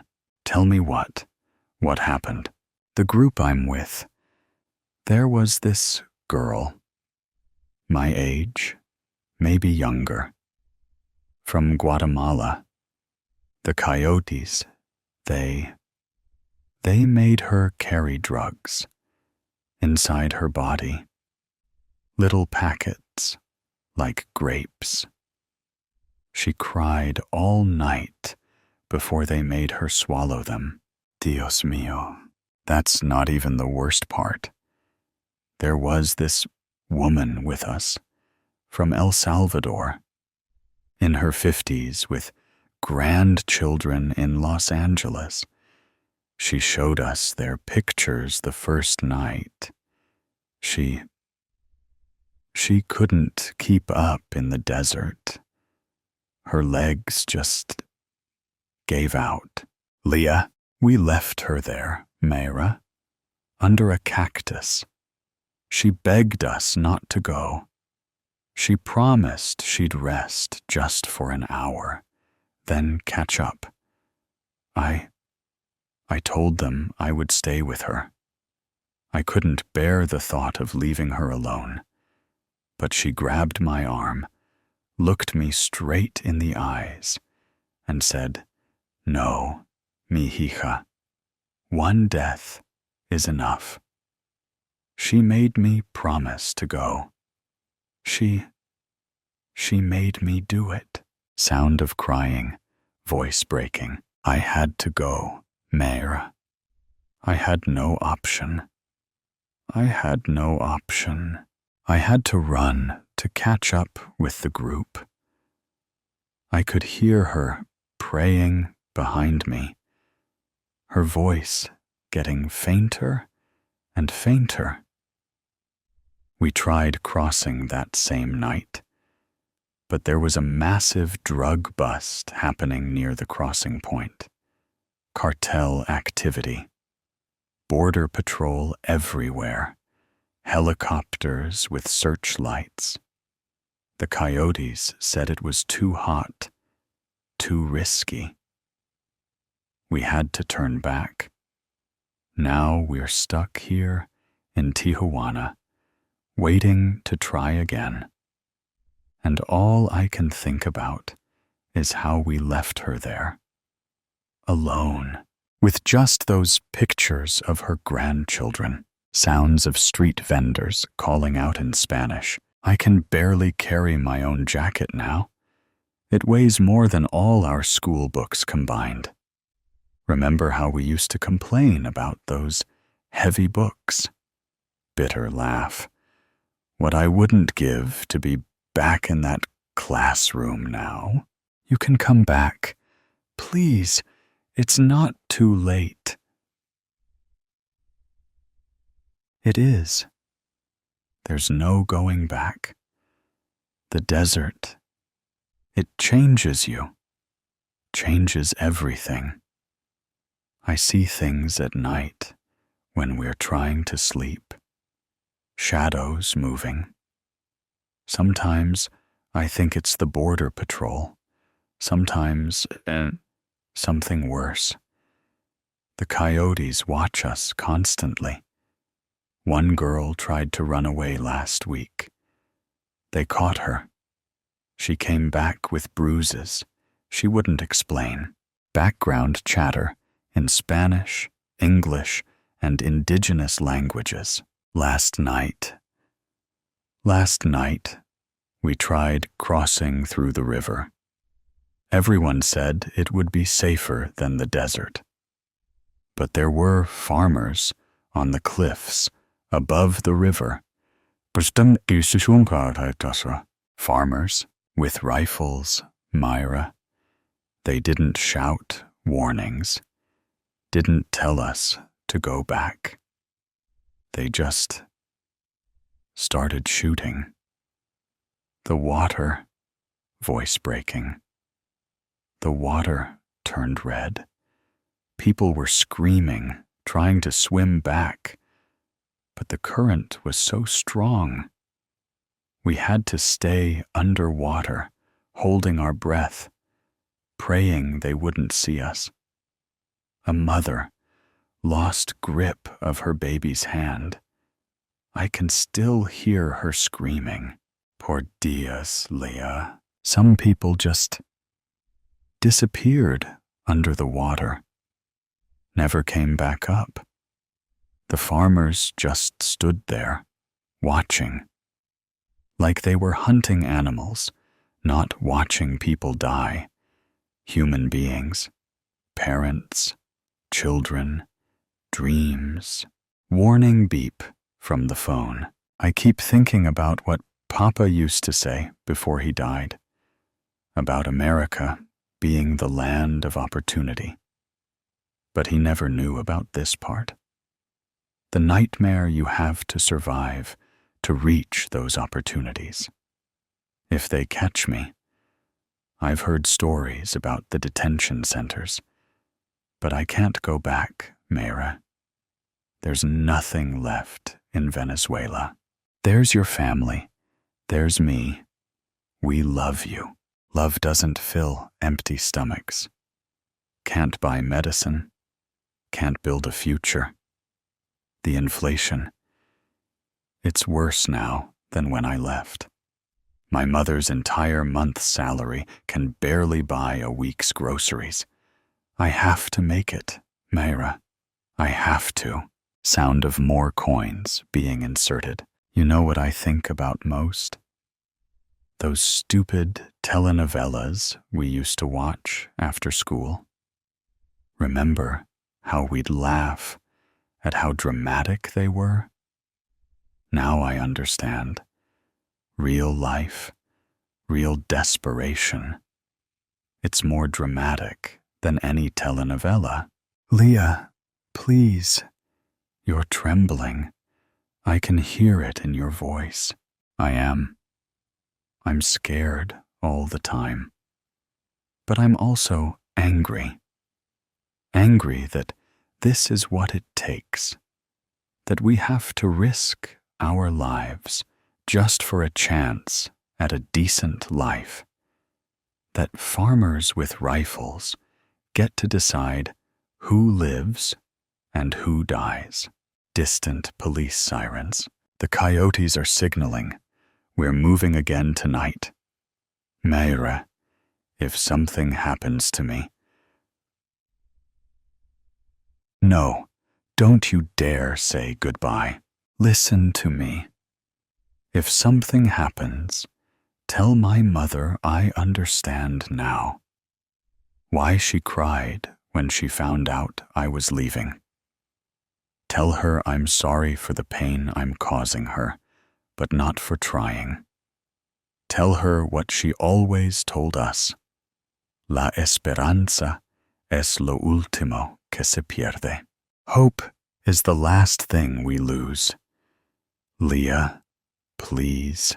And Meire, that night before I left, when we stayed up planning our future, those dreams we shared, keep them. Maybe not Miami, maybe not the fancy hotel jobs, but something better than this. Promise me you'll keep hoping. I promise. But you have to promise to stay alive. I'll try. I have to go. They're waiting. Don't forget me, okay? Never. Leah, wait. Te quiero, Meire. Maybe next time. Maybe I'll call you from the other side. Sound of coins running out, followed by the click of the phone being hung up. Then a dial tone. Forever Christmas. Roscoe, get off. Get off me. Get off, you crazy pup. My mangy mutt wakens me with a slobbery good morning before getting in a round of zoomies. I love him, but I'd also like to murder him. Before I do, though, I should really brush his teeth, I think, as I wipe off the sticky goop on my cheek. Hey, hun, are you awake? Lorraine, my wife, pops her head in the door, a festive robe tied around her. Wait, it's Christmas, covered in dog slobber. You forget to shut the door? I chuckle. Oops. She smiles back, the same one I fell in love with 11 years ago. I'd been a bit cynical about the whole true love thing in my youth. And then Lorraine bashed down all resistance with one glance. Can you watch the kids for a sec? They're already going crazy, waiting to open presents, she says. They're not the only ones, I reply. Then, lowering my voice so as not to ruin the magic that is an old man slithering his way down your chimney, I can't wait to see the look on Nick's face when he unwraps the falcon. Lorraine slides over to me and kisses me. Merry Christmas, baby, she whispers in my ear. It brings an overwhelming sense of comfort, but somewhere in me, I feel an unusual pang of despair. She slaps my butt and tells me to get up. The feeling retreats as I roll out of bed and throw on some loungers, excited to rile up Nick and Lily. I stomp my way downstairs. Ho, ho, ho, Merry Christmas, I say, giving my best Kris Kringle impression. Daddy! They both scream out, their mother's smile plastered across their face. Look under the tree, shouts Nick. Daddy, Santa ate all our cookies, counters Lily. We'd spent yesterday designing and baking gingerbread cookies for Santa. It is Lily's favorite. Since she was 3, we'd all designed a dozen gingerbread cookies, 5 of which were subsequently judged to be the plate cookies by Lily. She would walk confidently around each tray, carefully inspecting each cookie, letting out a scientific every now and then, before carefully selecting a cookie from each tray. One tray would have 2 cookies selected from it, upon which Lily would congratulate that person as the winner. Did he, Lil? I pick her up and place her on my shoulders and skip into the kitchen to check myself. Well, would you look at that? The man didn't leave a crumb behind. After wrapping all of the gifts, Lorraine and I always share a glass of wine and share the plate cookies. Lorraine, cookie in mouth, glass in hand, walks around to inspect my wrapping, criticizing my bungled tape job. Well, we'll just tell the kids that Santa had the elves in the training work on these ones, she teases. Oh, come on. I've gotten so much better. Look at that one in the center. It's pristine, I say. Honey, that one is mine. She kisses me on the cheek and curls up on the corner of the couch with me after snagging the last cookie from the tray. I was gonna have that, I say. Cookies are for those who can wrap. Sorry. You better give me that cookie right now, I say. Lorraine gives me a side eye before taking another bite. I wrap my arm over her shoulder and try to grab it out of her mouth, but she dodges me and scooches her way to the other end of the couch. Don't you take one more bite? She moves it slowly toward her mouth, opening wide. I grab her ankle and pull her toward me. Lorraine erupts with a giggle, still managing to hold the cookie out of my reach. I grab her arm and crawl toward her until I can pin her arm down and lean over to take a bite of the cookie while it's still in her hand. Thank you, babe.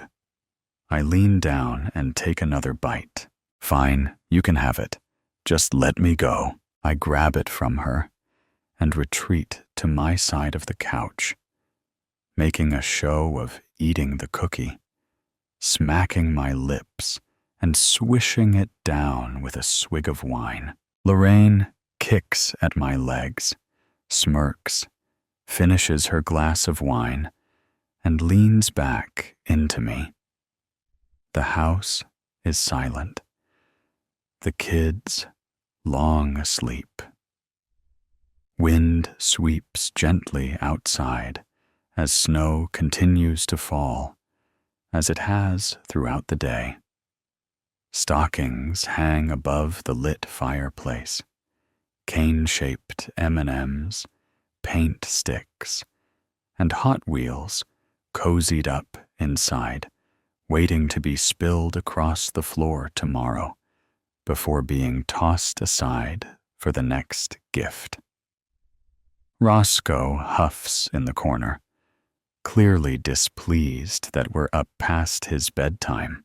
Lorraine and I stay wrapped around each other, enjoying the silence that is so rare during the holiday season, and doze off until we awake sometime in the middle of the night and mosey to bed.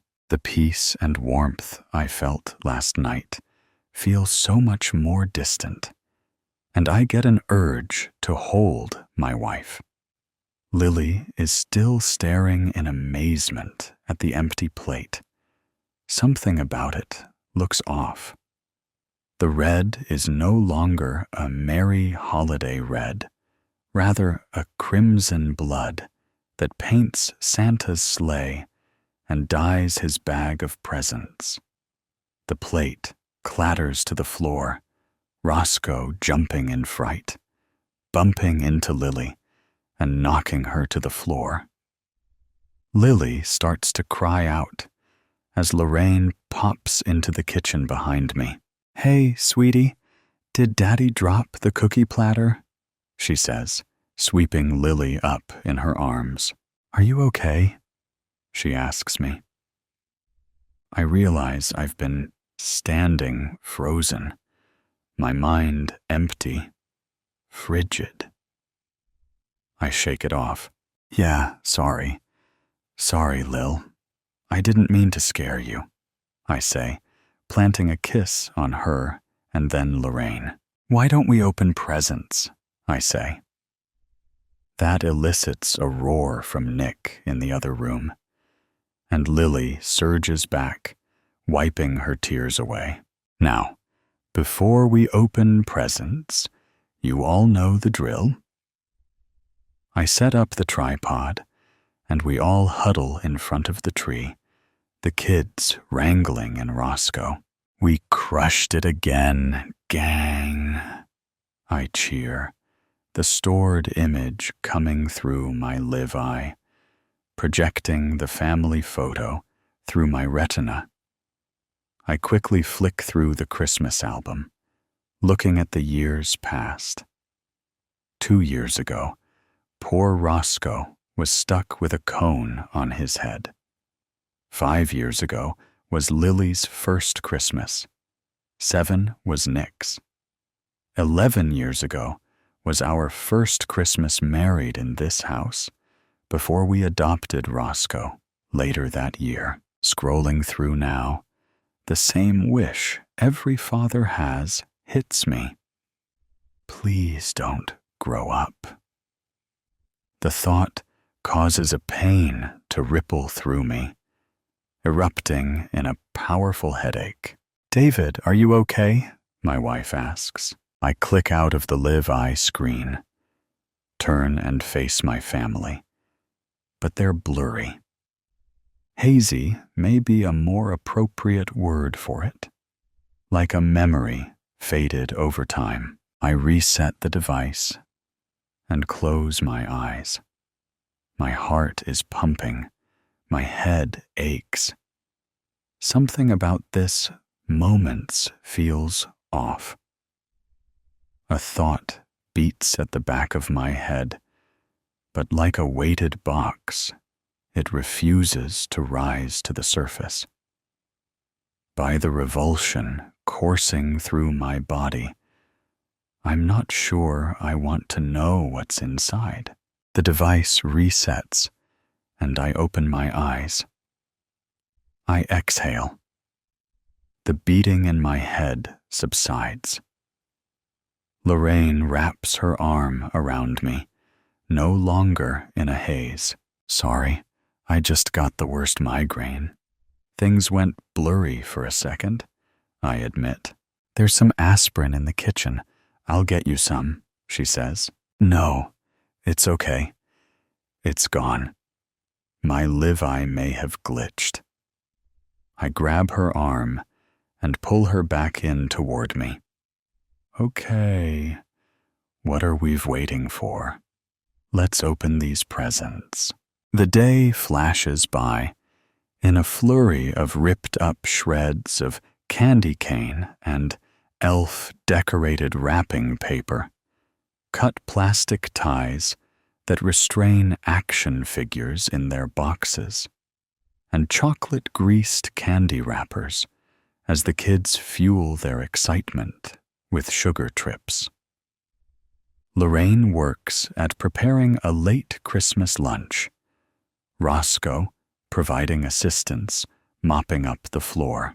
I spend the morning putting together race car tracks, helping Lily begin her Lego dollhouse foundation, and clearing the mess of my critized wrappings that inevitably cover the floor in pieces. "Dad, I want to fly the drone," says Nick. The highlight of my morning was watching Nick unwrap the gift he'd been talking about all year, a Falcon 1 safety drone. It was a beginner drone with limited flight range and capabilities, designed to spark kids' interest in flying and racing.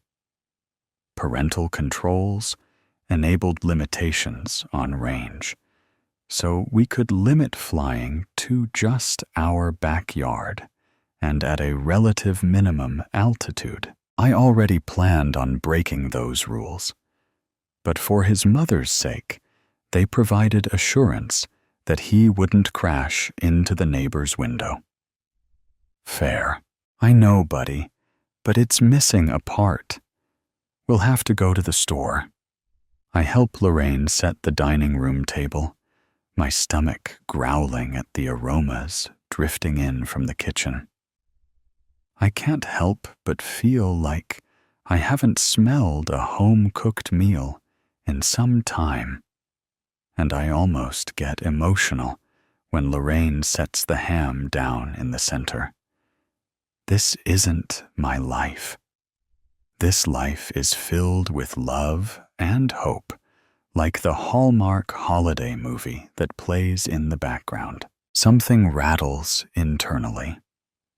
The box, weighted down, chains jangling, screaming to break free. I swear I hear whispers, someone calling my name, penciling. I can take you tomorrow. I need to pick up your sister's glasses. But we have to go early. David, you're still good to meet with the guy coming to take a look at the leak tomorrow, right? Asks Lorraine. Sorry, I ask, startled back into the moment. The leak. You can stay here while I take the kids tomorrow morning. We need to get it fixed before Aunt Janie comes to visit. Oh, yes, sorry. I'll be here, don't worry, I say. She gives me a look of concern, and I get a feeling again, like this moment is almost right, but not quite. As if someone shoved a couple of pieces of a different puzzle into this one, so that from a distance it looks correct, but up close it's clear the image is tainted. I down a couple of glasses of wine as we dig into the feast, which seems to ease the lingering tension inside me. The rest of the day is spent in a shower of giggles and roarous cries, spending the night ramping Hot Wheels with Nick and drawing pictures with Lily. We cap off the night with a board game frenzy. Nick wins twice at Candyland. Lorraine and Lily team up to take Nick and I down at Scrabble Jr., and I win. Sorry. I feel as if I've won an Olympic medal when my final piece lands home. There's a crack in the board across the word, imitating my own feelings. Looking at it causes the box to rattle more violently, and I'm relieved when Lorraine tells the kids it's bedtime. I stay downstairs while Lorraine gets the kids into bed. Christmas Stories for Kids lays on the coffee table. The night was supposed to end with me reading it to the kids before slowly backing out of the room, exhausted from the day, but overwhelmed with the sense of comfort and security only family can provide. It ended with me crawling into bed with Lorraine, already sound asleep. It ended with a sorry board in pristine condition, a puzzle appropriately assembled. Tonight, however, it ends with me falling asleep on the couch. Roscoe, get off. Get off me. Get off, you crazy pup. Roscoe's covered me in droll again. I must have made my way up to bed in a sleepy stupor last night. Hey, hun, are you awake? I glimpse Lorraine's festive robe. It's Christmas. A crippling pain erupts in the center of my head. Whatever weighted down my box shakes free with the eruption, and it begins to rise to the surface. I'm scared of what's inside. It remains closed, the pain increasing as it continues to rise. Whatever's inside is shaking, begging to escape. It knows that this reality is wrong, tainted. The rogue puzzle pieces pop out, disgusted in their attempt to disguise what is real. The box shakes with such violence, now that I swear it jostles my own body. David, can you hear me? Let's get a... The voice trails off, but the hand attached to it touches my arm, and it's only then I realize it is my body shaking. I'm trapped between two realities, but my mind refuses to accept either. The box is almost to the surface, and it's now I realize it contains death. I plead for it to remain unopened. I feel a pinch in my arm, a physical pain barely perceptible in the mental torture about to be unlocked. Then a warmth starts to spread, outward from the pinch, up my arm, and through my chest. It makes it to my head just in time to weigh the box back down once more. I'm trapped in limbo. One direction tortures me with what was. Another tortures me with what is. Time passes. Voices fade in and out. Appreciate you accommodating us on short notice and during the holiday. Yes, well, it's been disturbing how many cases are turning up. Anything we can do to help you combat it, we're happy to help. This is him? Yes, David Groggins, age 43. Police found him unconscious in Reynoldsville 3 weeks ago. Medical tested him then. He consumed it? Yes. Tropodiazolethol was found in his system. Heard they're calling it glitch on the streets. Is that right? Glitch, bug, defect, crash. It seems to only have found its way into methamphetamines at the moment, and we hope to keep it contained. Easier to track one drug supply over many. I read his file. History of drug abuse ever since his family died in a car crash. Day after Christmas, no less. Well, if your reports are accurate, it certainly helps us understand this drug's intent a bit more. Yes, additional testing is needed, but we're 90% sure he's been reliving the day before the crash. Christmas Day, 4 years ago tomorrow. We're not quite sure how it works. The drug causes a malfunction in the Levi system, essentially trapping a person in a continuous memory loop. We suspect it may attach itself to particularly powerful memories, like in this case, though we cannot confirm at this time.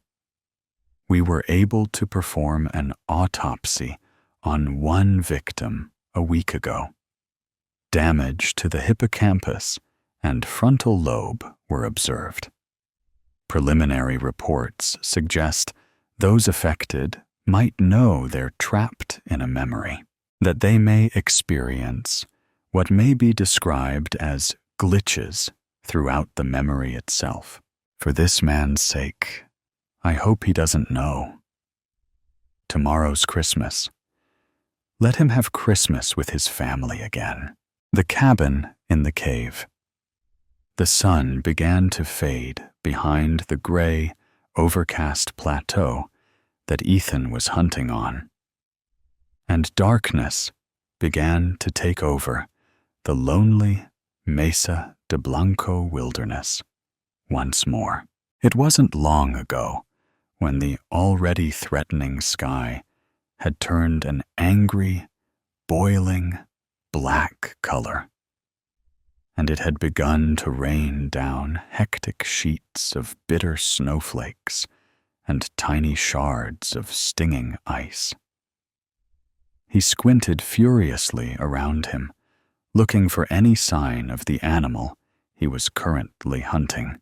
He had found some spoor of the massive beast a little way back, and was a little surprised when he found out that the trail seemed to lead directly to the snow line of Mount Blanco, and then seemed to wind about the trees in the sparse forested areas. He knew its lair had to be nearby. Most people would have called the wilderness around the White Mesa beautiful, or serene, or perhaps breathtaking. But right now, in this bitter cold, he thought that maybe stark, bone-chilling, or bleak would better describe it. Ethan had seen this particular plot of God's good earth many times before, had wandered its trails, climbed its cliffs, waded its streams, and stalked its woods. It was referred to affectionately by most of the people in Ethan's profession as Greenhorn's Grave. It had been many years since he had been in this part of the Southwest, and for good reason. The game was sparse, and the land was inhospitable. The local townsfolk of Mesa Pueblo had sought out Ethan the last time he was at the local trading post selling his furs, and had told him of how, for the last 3.5 weeks, they have been tormented by a gigantic ghost cat, and that if there is anything he should not do, it would be to go out at night. Apparently, not soon after the last full moon, the livestock around the sleepy village of Mesa Pueblo started going missing. Large livestock. There were holes ripped through fences, and large tufts of white fur caught sticking to barbed wire, but no bodies were left behind. People started seeing the phantom cat ghosting about outside of town, and swore that it had glittering pink eyes.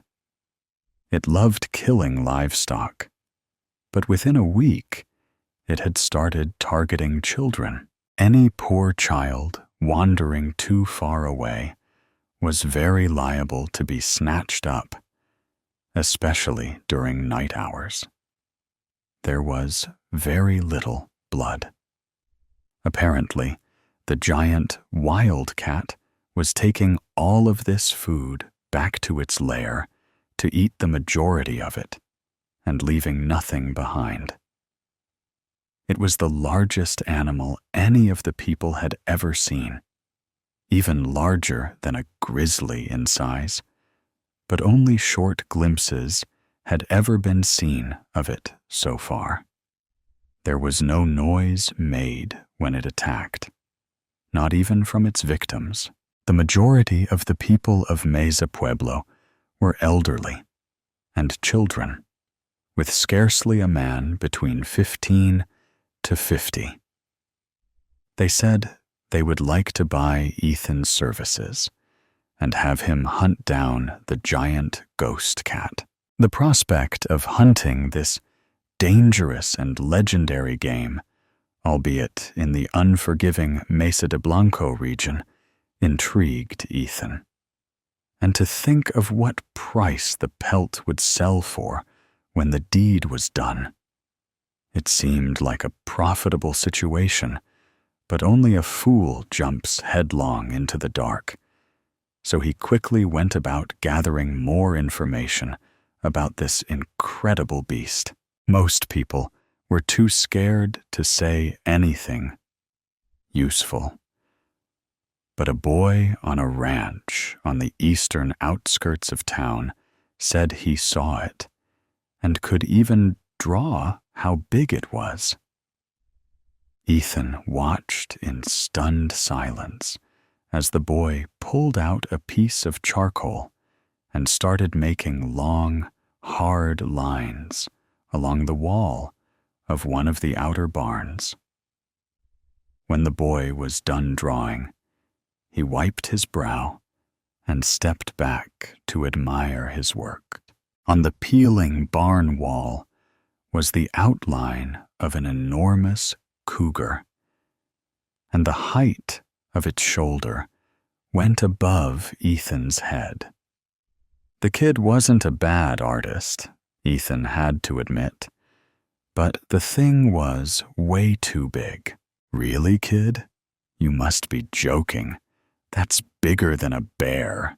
The kid emphatically shook his head in the negative, then threw his hand toward the wall to emphasize his work.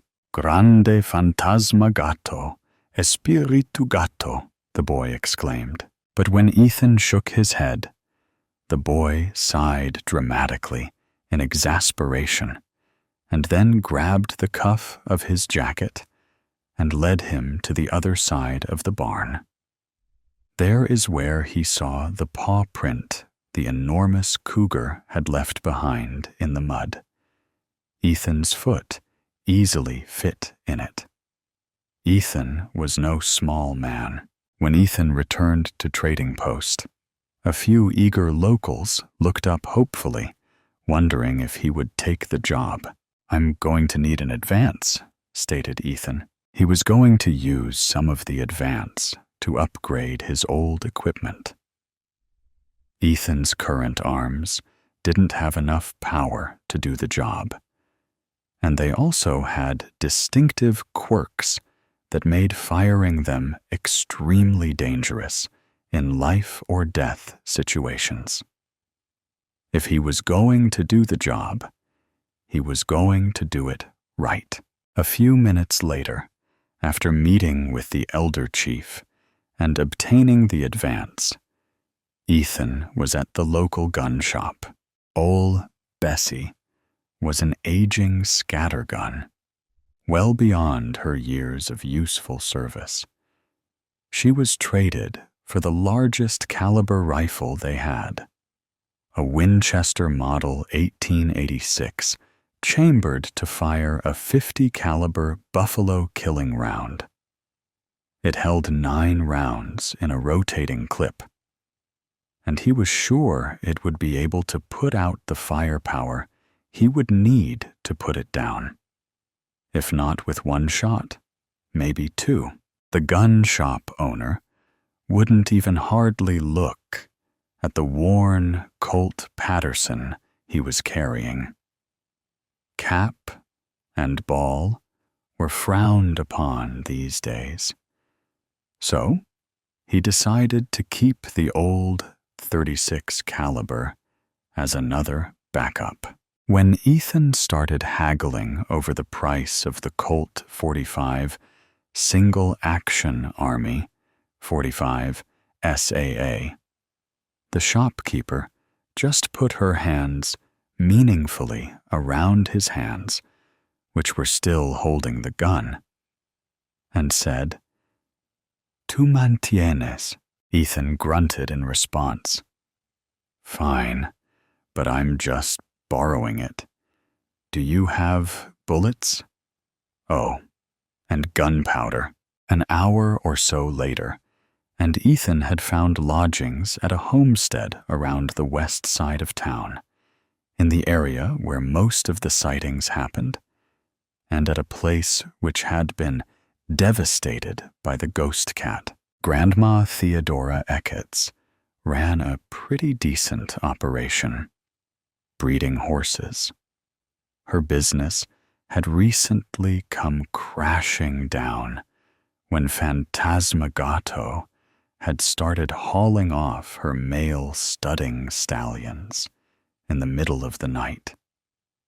Now she only had a couple of foals and a mare or two to her name. Her work hands and her daughter wouldn't leave her, however. They said they never would, no matter how bad it got. The ranch was their life.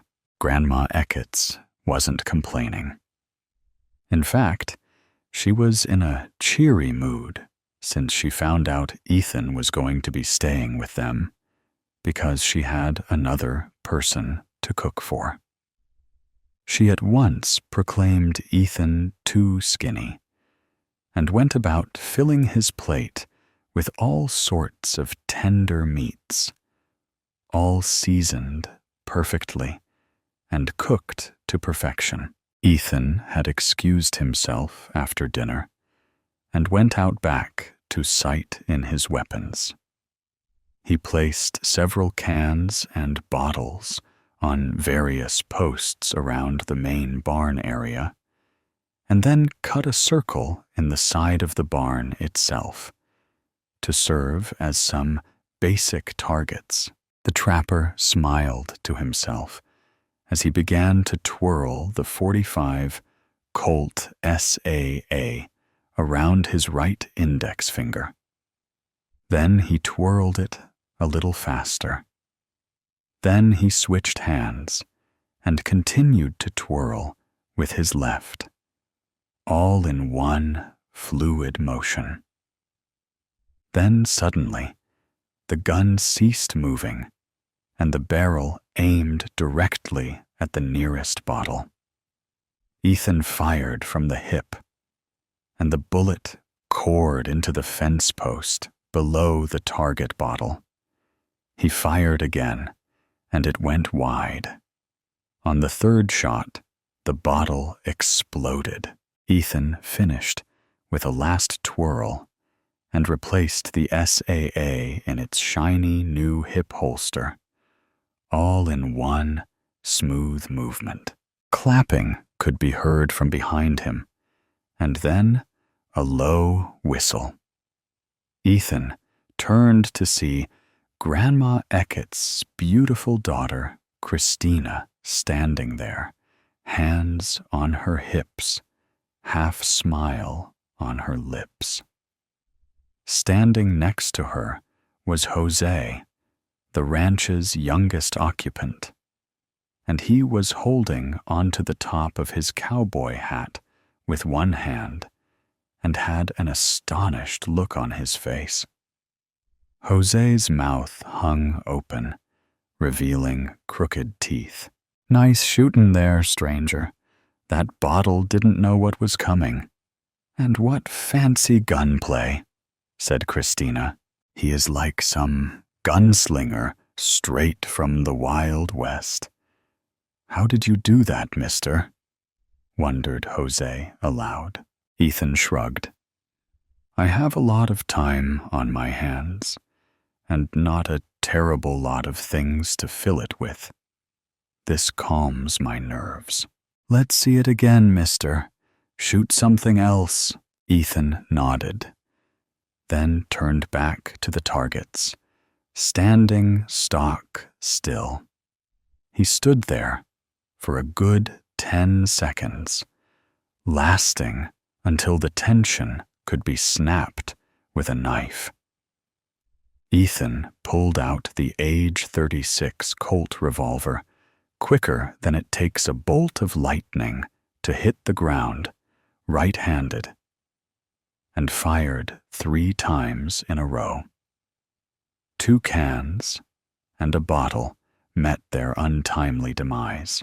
"Amazing!" cried Jose, visibly awed.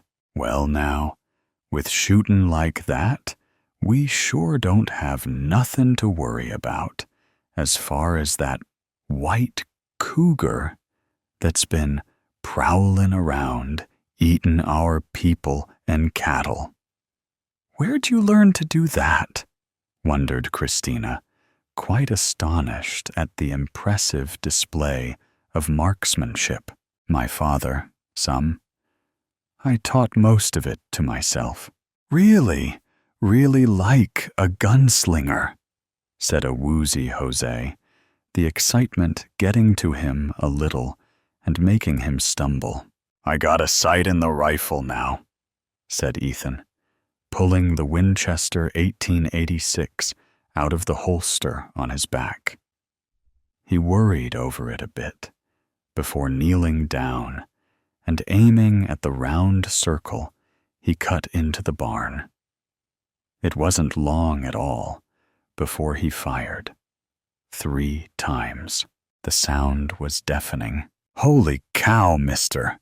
I never heard nothing so loud in my life." Ethan offered the gun to Jose. "Want to try? I'm warning you, though. It kicks like an ornery mule." Jose shook his head emphatically. No. To witness such perfection was enough. Ethan walked over to the barn and examined his shots. They were closely grouped, lower down, and slightly to the left of center in the circle. It was almost full dark before Ethan was satisfied enough with his arms to go inside and turn in. Now he was out here on the snowy and desolate Mesa de Blanco Plateau, with only his guns for company. And he was stalking an enormous albino cougar through the unforgiving wilderness, and Ethan's prey was a proven man-eater. If it spotted Ethan first, he was sure that he wouldn't even hear the damn thing at all before it had its fang-ridden mouth around his neck.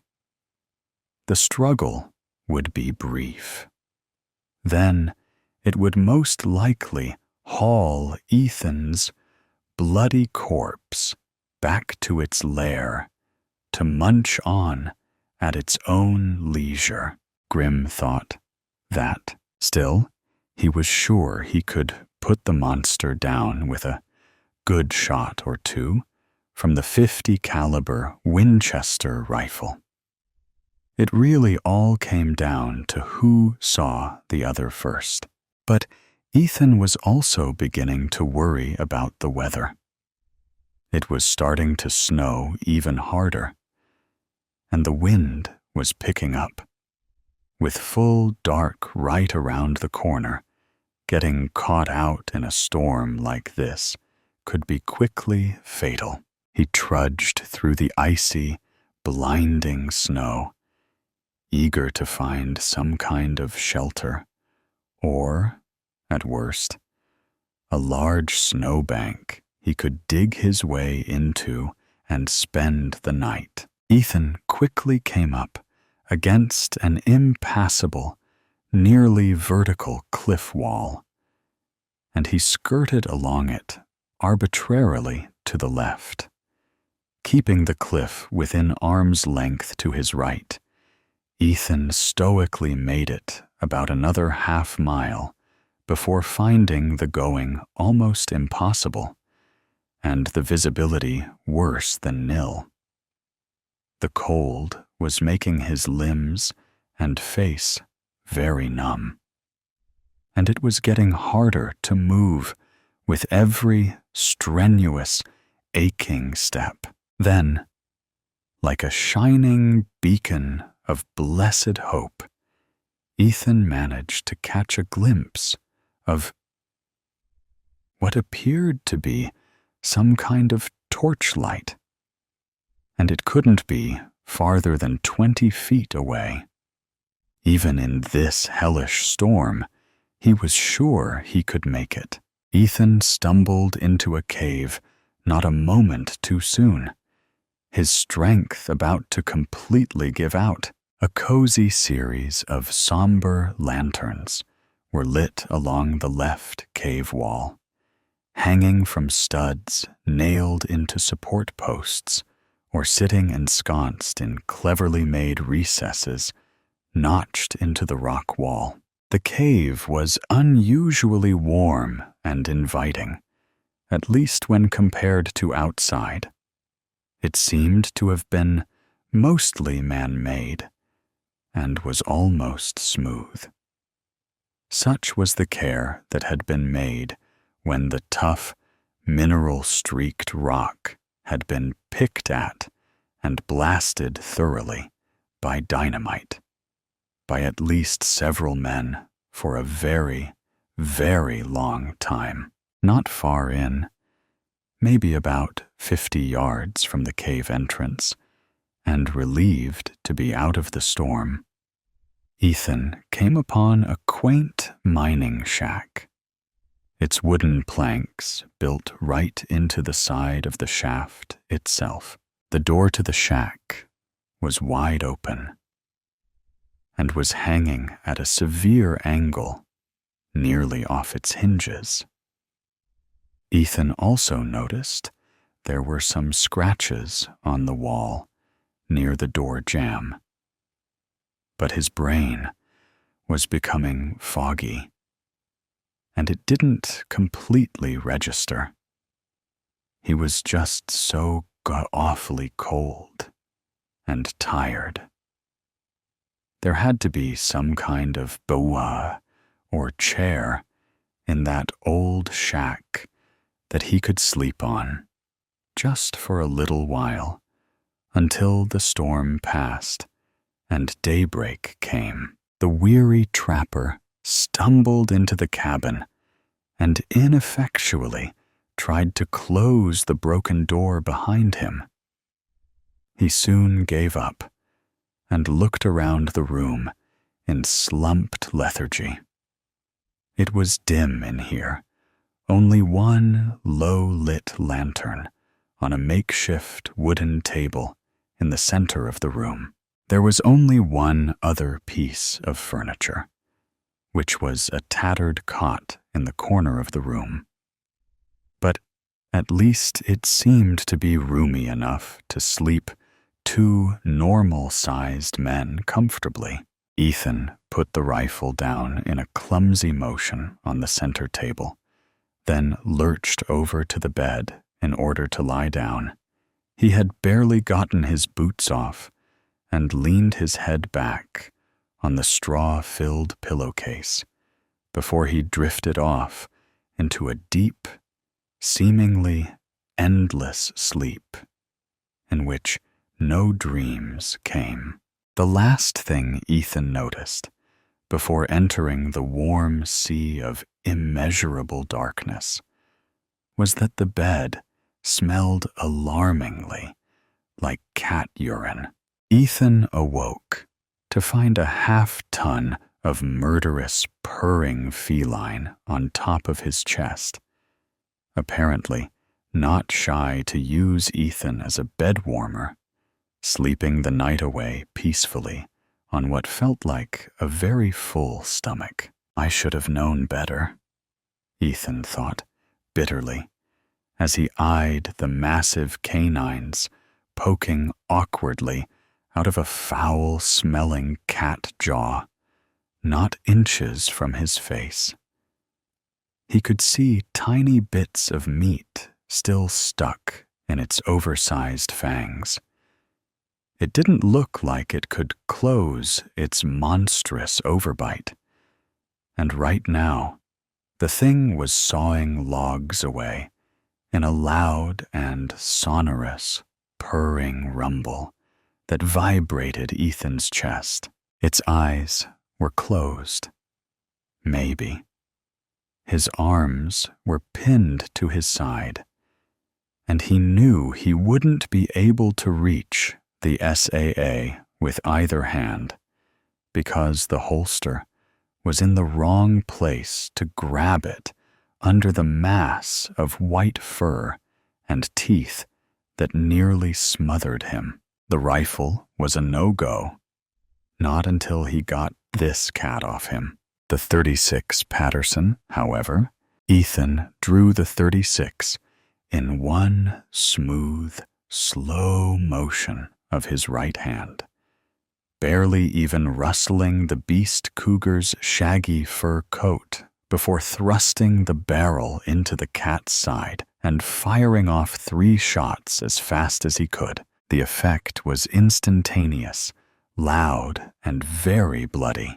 The cougar leapt to its feet and staggered off the bed before jumping back in shock. It knocked over the table and sent the rifle and lantern crashing to the floor, shattering it and leaving a burning puddle of kerosene.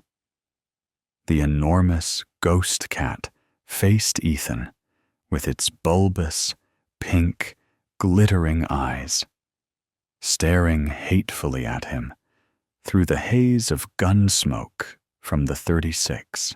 It kept its wounded side carefully toward the rocky cave wall. Ethan wiped warm cougar blood off his bearded face. This was going to get ugly. It was somewhat dim in the cabin, the only light coming in through the broken door and the tiny lake of fire burning in the center of the room. And the shadows abounded, merged and commingled in a dizzying fashion. Ethan pulled the .45 single-action army from its holster and aimed it directly at the snarling beast's skull with deadly precision and a steady arm. "Good night, Espiritu Gato," said Ethan under his breath as he pulled the trigger. Thunder boomed. Later that morning, a bedraggled, snow-studded Ethan stumbled back into town. The townsfolk gasped when they saw how his leathers were slashed deeply by what looked like a monstrous beast's paw. On the trapper's broad shoulders was the pelt of a giant, white, now docile cougar that would forever be remembered in Mesa Pueblo as Espiritu Gato, the midnight ghost cat that was slain by the lone trapper Ethan in mortal combat, finally bringing peace to a beleaguered town. Bloody tea leaves and fucking coffee beans. They banned folks from toting teapots and kettles, classifying them as weapons of war. Frank remembers clearly that day, the day Dictator-in-Chief declared a state of emergency. Remembers all the stooges and quislings who clapped. Remembers the collective liberal orgasm, and how the elites, academics, and cultural icons collectively smirked. Then came the run-of-the-mill anecdotes, soldiers whose scalded limbs had been, or had to be, amputated. Women whose lives had been altered because the long arm of the law couldn't prevent their partners from keeping tea leaves and coffee beans on their shelves, under pillows, and in their pockets everywhere they went. Even children were paraded about, exploited as a major reason tea and coffee had to be abolished from both street corner and corner cafe. Of course, Starbucks and Dunkin's went into a frenzy. Their lobbyists and plants in press rooms went to town. They were neither alone nor wrong. Frank and other tea addicts and coffee fiends went into overdrive too. Government officials, armed to the teeth, retaliated, confiscating cups, teapots, and everything construed as having the potential for making tea. Even bloody spoons. He fought back when they kicked his front door in. He was made a prisoner under the law, but worse, under a presumptuous therapist. 2. You think I'm crazy, don't you? You think I'm all bonkers? What makes you think I think that, Frank? That. You just did it. What did I do? Tried to be clever. People like you? People like me? Yes. Like you. Yes. Like my wife. Educated. Yet godless. People like me loathe people like you as much as you hate us, she asked incessantly, and prodded deeper. He eventually talked about war, about his role in the last one, and about man in general, and the eternal romance between him and war. He licked his lips and rubbed his hands together as he spoke. You want to know why man keeps to war, Miss Hatina? She nodded. War don't file for divorce. She choked on her own saliva. We'll come to your ex-wife later. Let's stick to the war for now. They talked about it briefly. A lukewarm room becoming warmer.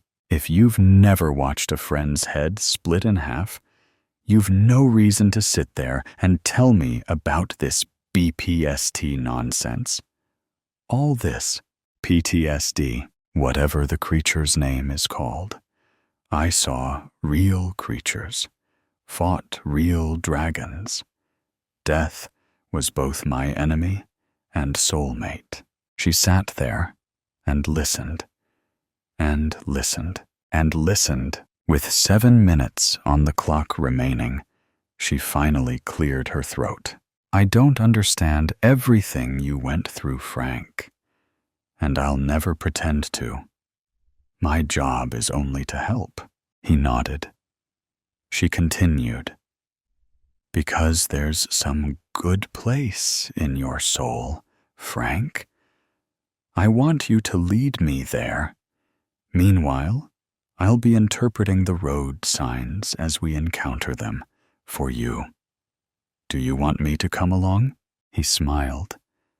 The soldiers guarding his fort chose to lower both sword and spear. I guess you, the 6-foot-something battle-hardened soldier in the arena of the mind, Miss Hatina, you're correct. But since we'll be walking to a faraway place together, I guess you can call me Rose. Rumor had it I'd be talking to a Mrs. something. She showed him the finger where a ring used to be, and Frank, well, beamed. 3. They banned them from toting teacups, spoons, sugar basins, and so forth. That's why you won't find them on Main Street anymore. Starbucks was shut down.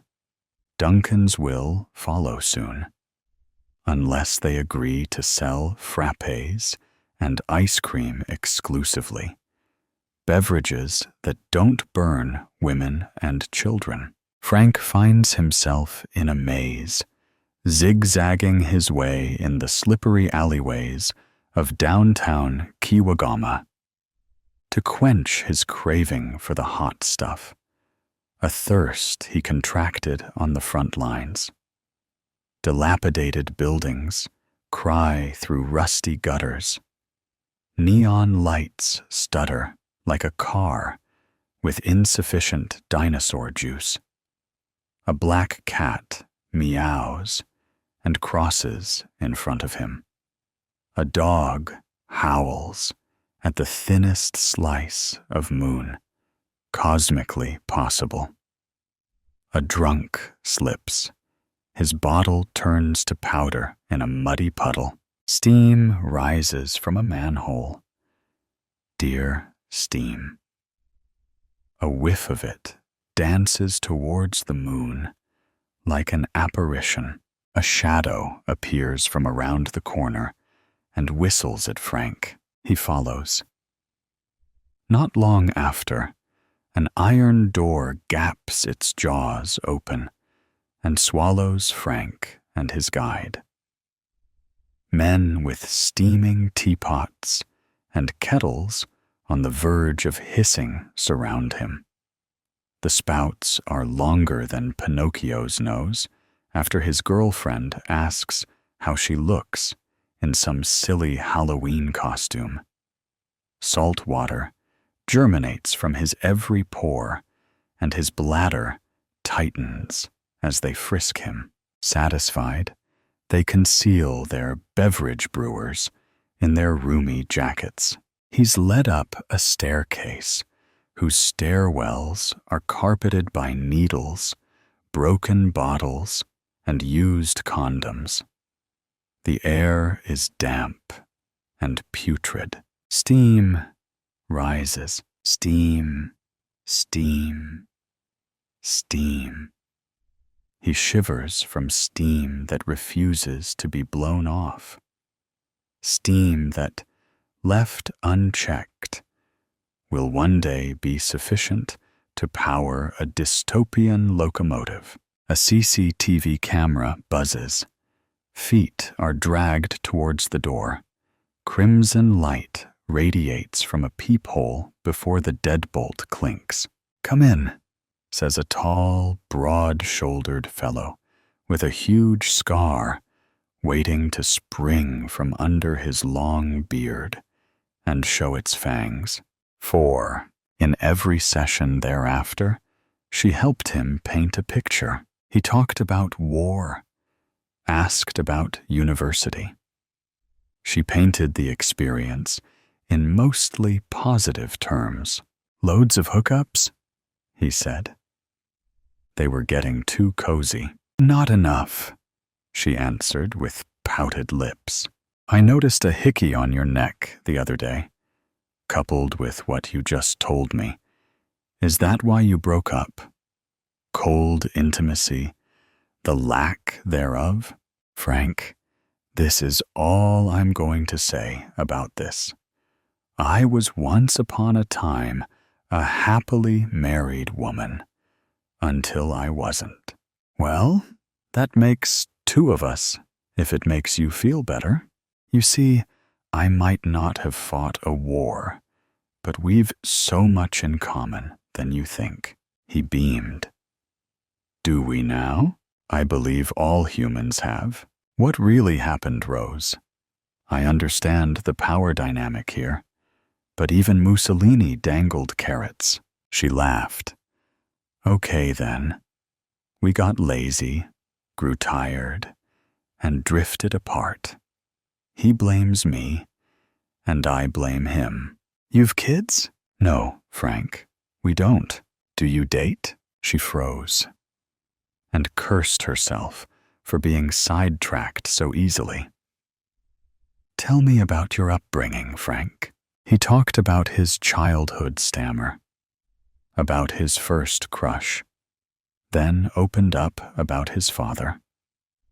"All my friends had their dads present growing up. They went fishing, threw ball, showed up at games. What did I have? An absent dad and absent-minded mother whose descriptions of my pops when we had conversations about him were pretty ugly. Basically called him a brute. After which she'd tell me I was my father's child whenever I did something. Like what? Hit someone in the head with a bat. She jotted something in her notebook. He started to realize, on his own, how the heat of life and circumstance has been bringing him to a boil ever since childhood. No wonder he felt like exploding and powering steam engines while at it. He talked about how he found himself in a vortex of alcohol, syringes, and women with brown teeth and skimpy clothes as soon as he hit puberty. "Why do you think you went there?" she said. sipping hot beverage he said he'd never been a fan of. Truthfully, bigger boys convinced us smaller ones that was what being a man was all about. But you didn't like it? Well, you know even hell has its moments, I'd wager. She chuckled. What changed? An STI. She giggled some. He saw it and chuckled wryly. I realized being a man doesn't always mean you should die early or pointlessly. Like, if you're gonna die early anyway, like I always felt I would.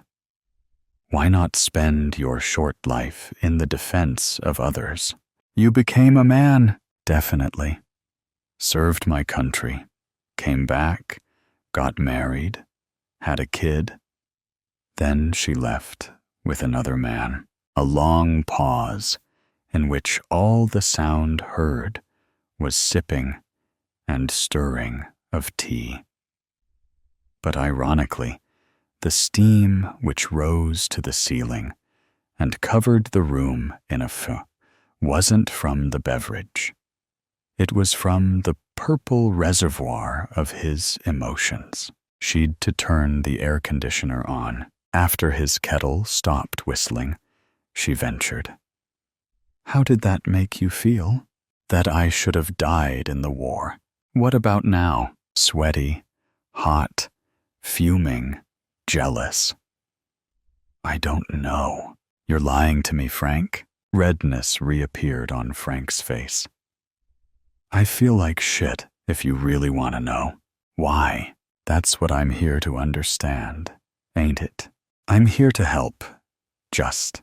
It alternates between I screwed up, my wife screwed me over by screwing some screw up, or the screw up who screwed my wife screwed me over. My mind ain't sure what to hold on to. Ex-wife now, Frank. Remember, she's water under the bridge now. A thick vein popped on the man's forehead. She was stolen from me. She made a choice, Frank. His voice brewed a purple storm. They took the house. My fucking house. By law, Frank. Frank threw the notebook on his lap at the window. It sublimated into shards. He pushed the couch back violently and wagged his fist at thin air. They took my daughter from me. Is that the law, too? No? Yes? Well, I'll tell you what. The law is wrong for taking my daughter away from me. The law is bloody wrong. 5. The dealer finishes a call before his attention turns to Frank. 2 ladies flank him on either side, gyrating slightly to the thumping of 808s coming from an adjoining room. There's a bouncer on each of the 4 corners of the makeshift office space. My boy, Frankie. When my boys told me about you, ain't believed shit they said. Said you was a big man now. Told them every big man's working for me since the ban. He laughs. But here you are. You done become bigger than a hippo. In good ways, of course. Thanks, Bobo. What if I make you offer? Huh? For old time's sake. Frank fidgets excessively. What offer? Come work for me. There's good money here. Big, fat money to be made. An older lady brings Qua's whiskey in 2 glasses. With all due respect, Bobo, says Frank soon after the lady leaves. Ain't looking for no job. The room goes taut. So why's you here, Frankie? They take turns to sip the old man's health. Frank's gaze darts about. For, you know, the thing? Frankie, don't try to be clever with me. I know you here for the hot stuff, but why is what I ask you? Because, Bobo, only you knows how to get things like that. Bobo smiles proudly. What you want the hotty-hotty for? Self-defense. There's an entire ministry of, I trust my own fingers than the entire ministry. Bobo laughs and claps his hands. Perfect. Had to test you to see whether you bulk under pressure or not. I only deal with solid folk.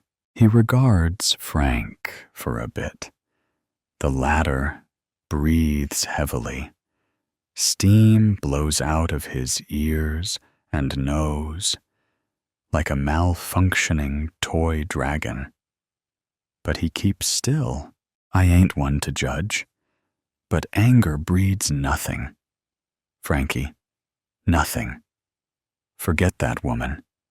You come work with me. There's plenty of women to pass around here. See all this? Plenty. Does the package you suggesting include my daughter? Bobo gestures for something to be brought into the room. He does the sign of the cross. Anger burns you, Frankie boy. You, not nobody else. God won't say, I didn't warn y'alls. They bring the man his order. A collector's wet dream. Like one of those brewing pots Grandpa used to keep, and Grandma used to pester him about. Why you don't keep it as far away from reach as possible. You want your grandkids to be caught up in that life too? Grandpa had a well-known addiction for the stimulant. He'd a lot of scars to show for the burns he'd endured over the years. Because anytime's tea time. That's why. Looks good alrighty, Frankie? Frank nods. Good. But where's the coffee beans? Where's the what? I'm sorry. I'm used to calling, aha! Coffee beans. I think I know what coffee beans is. Gary, you get it too? One of the bodyguards nods when the dealer looks at him. He turns back to Frank. You a clever buggers, Frankie. Pity you don't want work. We could use some creativity here. Martin, you brought this man a pot of steaming nothing, you see? Bring the man his bloody tea leaves and fucking coffee beans. Money exchanges hands. So does a brown paper bag in the opposite direction. Frank starts to leave. Remember, don't spill the beans about me, Frankie, or my men will spill something hot on your baby girl. And unlike you, I'm a very literal man. 6. They texted and laughed and looked each other in the eye. When they looked each other in the eye long enough, the hands of her eyes pulled his face closer. Space between them crumbled. Their faces rammed into each other's. Sparks flew. Passions exploded into groaning, screaming, and orgasms. They met at the office to talk about demons, online to flirt, and at her place to talk about the future. She showed him a diary she kept when she was 6. He noticed a particular motif. On every other page was a rough sketch of a girl carrying things like knives, razors, guns, and catapults. You wanted to hurt someone? Frank said, after kissing her bare chest. Kill someone. Well, did you succeed? Not that I'm aware of. Who are all these people? Everyone. I hated everyone. My sis was too pretty. My cousin was too liked. Hannah Montana was too popular. She's in here? Flip a page. Again. There she is. God, you were so twisted. What changed? She sighed. A ballpoint pen and a teapot. What? We'd a bully at school. A boy who got away with everything. One time, I snapped and sunk my bic in his face. God, yeah. It was atrocious. Got me expelled. Mom thought I'd learnt my lesson. Grandma thought not. She boiled water in a kettle and called me over. Made me stretch my hands towards the pot. Don't tell me she poured hot water on your hands. Fingers. Yeah, that's a lot better. She's like, every time you let your anger boil over and think about hurting someone, think about this kettle. Today, I'm the one pouring hot water on you. But one day, it will be the world. I'm trying to understand her philosophy, but what does that even mean? Our anger hurts us as much as, or more than, it hurts the people we lash out at. When I'm angry, I think about how much hot water I'm pouring on myself. And it works all the time. Flip a page, again. There you go. That's you in a kitchen. That's me carrying the proverbial teapot. I substituted it for my weapons, sketched it over a knife or a razor. You can do it too. I'm an army man. They recently banned my kind of weapon. Well, I know you know where to get one if you really wanted it. Please think about my grandma's metaphor and me when you think about hurting anyone ever again. You will? I will. They kissed. His hand rested on a breast. Someone opened the door, saw them digging gems out of each other, and dropped the flower bouquet he carried. She leapt from Frank's lap and rushed after him. 7. Above all else, Frank hates liars. The only person he hates more than he who generally lies is he who lies specifically to him, and everyone seems to take advantage of his willingness to give the benefit of doubt. Politicians lied about the war, about its purpose. Now they're lying about the purpose of some laws. But politicians are known to lie. Who believes politicians anyway, in this day and age? His father said he was going around the block.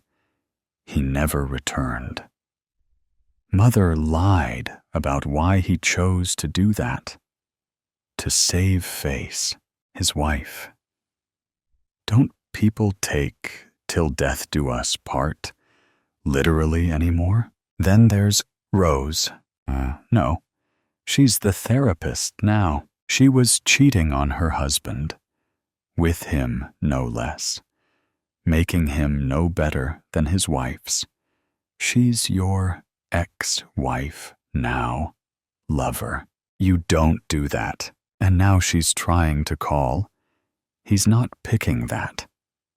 What for? More bullshit? He languishes in his car, busy brewing. 6 tea bags in a kettle, 6 coffee beans in a coffee machine. He turns the knobs to boil, until the lid starts dancing and the spout sputtering. A police siren wails. The cabin turns icy. They pass. Steam resumes. He cocks them both. Oops, better stay with Grandma's metaphor. But it's slipping. They banned these from ever finding their way into hands like his. Because of this, he sees them. He sees her. A hot spring blasts the crown of his head. He's out. He's striding. They see him. Too late. Kettle hisses, then regurgitates. It starts raining on him, too. Torrential rainfall at 212 degrees Fahrenheit. Tea for 3. Checking the day's schedule, Maud looked forward to meeting her first-time client, Silesia. Her daily prep included the wide variety of tea blends sufficient to the day's demands. Maud called her social events pours. Modeled after the traditional Japanese tea ceremony, she aimed deeper than mere tranquility. Her delicious, blended teas reoriented her clients' views of themselves and the world. She tailored each concoction individually by adding herbs and essential oils. Every ingredient was organic and non-toxic. Of course, it was all legal. Maud acquired her skill by studying under a Peruvian shaman for a decade. Her second scheduled client called himself Ted, not his real name. Maud hadn't met him, but she knew him well. A columnist at the local newspaper, he was her most strident critic. Maud intended to reorient Ted's views, good and hard. Ted and other critics claimed Maud ran a cult. She scoffed at such descriptions. They've obviously never attended my tea parties. Clients choose to return. They're not compelled. She maintained a low public profile. Finding self-promotion distasteful, Maud didn't advertise. She didn't need to. Word of mouth brought most of her clients seeking relief from a life out of balance. They generally left happy. Critics wondered why no one in City Hall cared to lift her veil of secrecy. Maud dismissed rumors, claiming she was a close confidant of politicians and society mavens. Maud admitted to modifying the tea ceremony into something unique. Her pours were for anyone seeking to rebalance. The pours logo was a modified yin-yang symbol depicted as floating within the bowl of a bamboo spoon. She didn't tell fortunes, wasn't a guru, and didn't run a seance.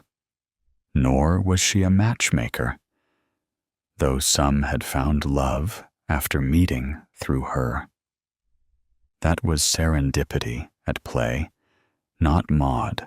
Maud also adamantly rejected the term therapist. She firmly rejected suggestions her pours were a form of group therapy. She abhorred insinuations that she practiced without a license. As the appointed time for this day's pour approached, Maud prepared a special tea for Ted. Not knowing Silesia's needs and temperament, she waited. Her standard blends would do until she knew more. Maud resisted temptation regarding Ted. Poison was an option to which she refused to stoop. But she had prepared something special for him. Maud was confident that when Ted left the pour, his attitude would be radically different from the one he brought. With a few minutes before the pour, Maud sat in silence, with her hands folded. The bell rang. Maud opened the door to Silesia, wearing a short, strapless sundress and a broad-brimmed straw hat. Silesia thrust out her hand. Maud? Yes. Welcome to my pour. Maud waved her in and saw Ted coming up the walk in a suit and tie. She introduced herself and led them to the dedicated pour room. Silesia talked rapidly. It's such a beautiful day. Perfect for a little tea, don't you think? Maud nodded. Ted lagged behind, taking note of the decor and the layout of the house. Silesia continued without pausing for breath. But it's so beautiful. A shame to spend it cooped up inside. I love going down to the river walk and watching the ducks and the boats and the birds flying overhead. The trees make such lovely shade, and each fluttering leaf responds to every slight breeze. Is there any way we can reschedule? I hate to waste the day inside. Once in the room, Maud indicated where they should sit. Well, you're here now.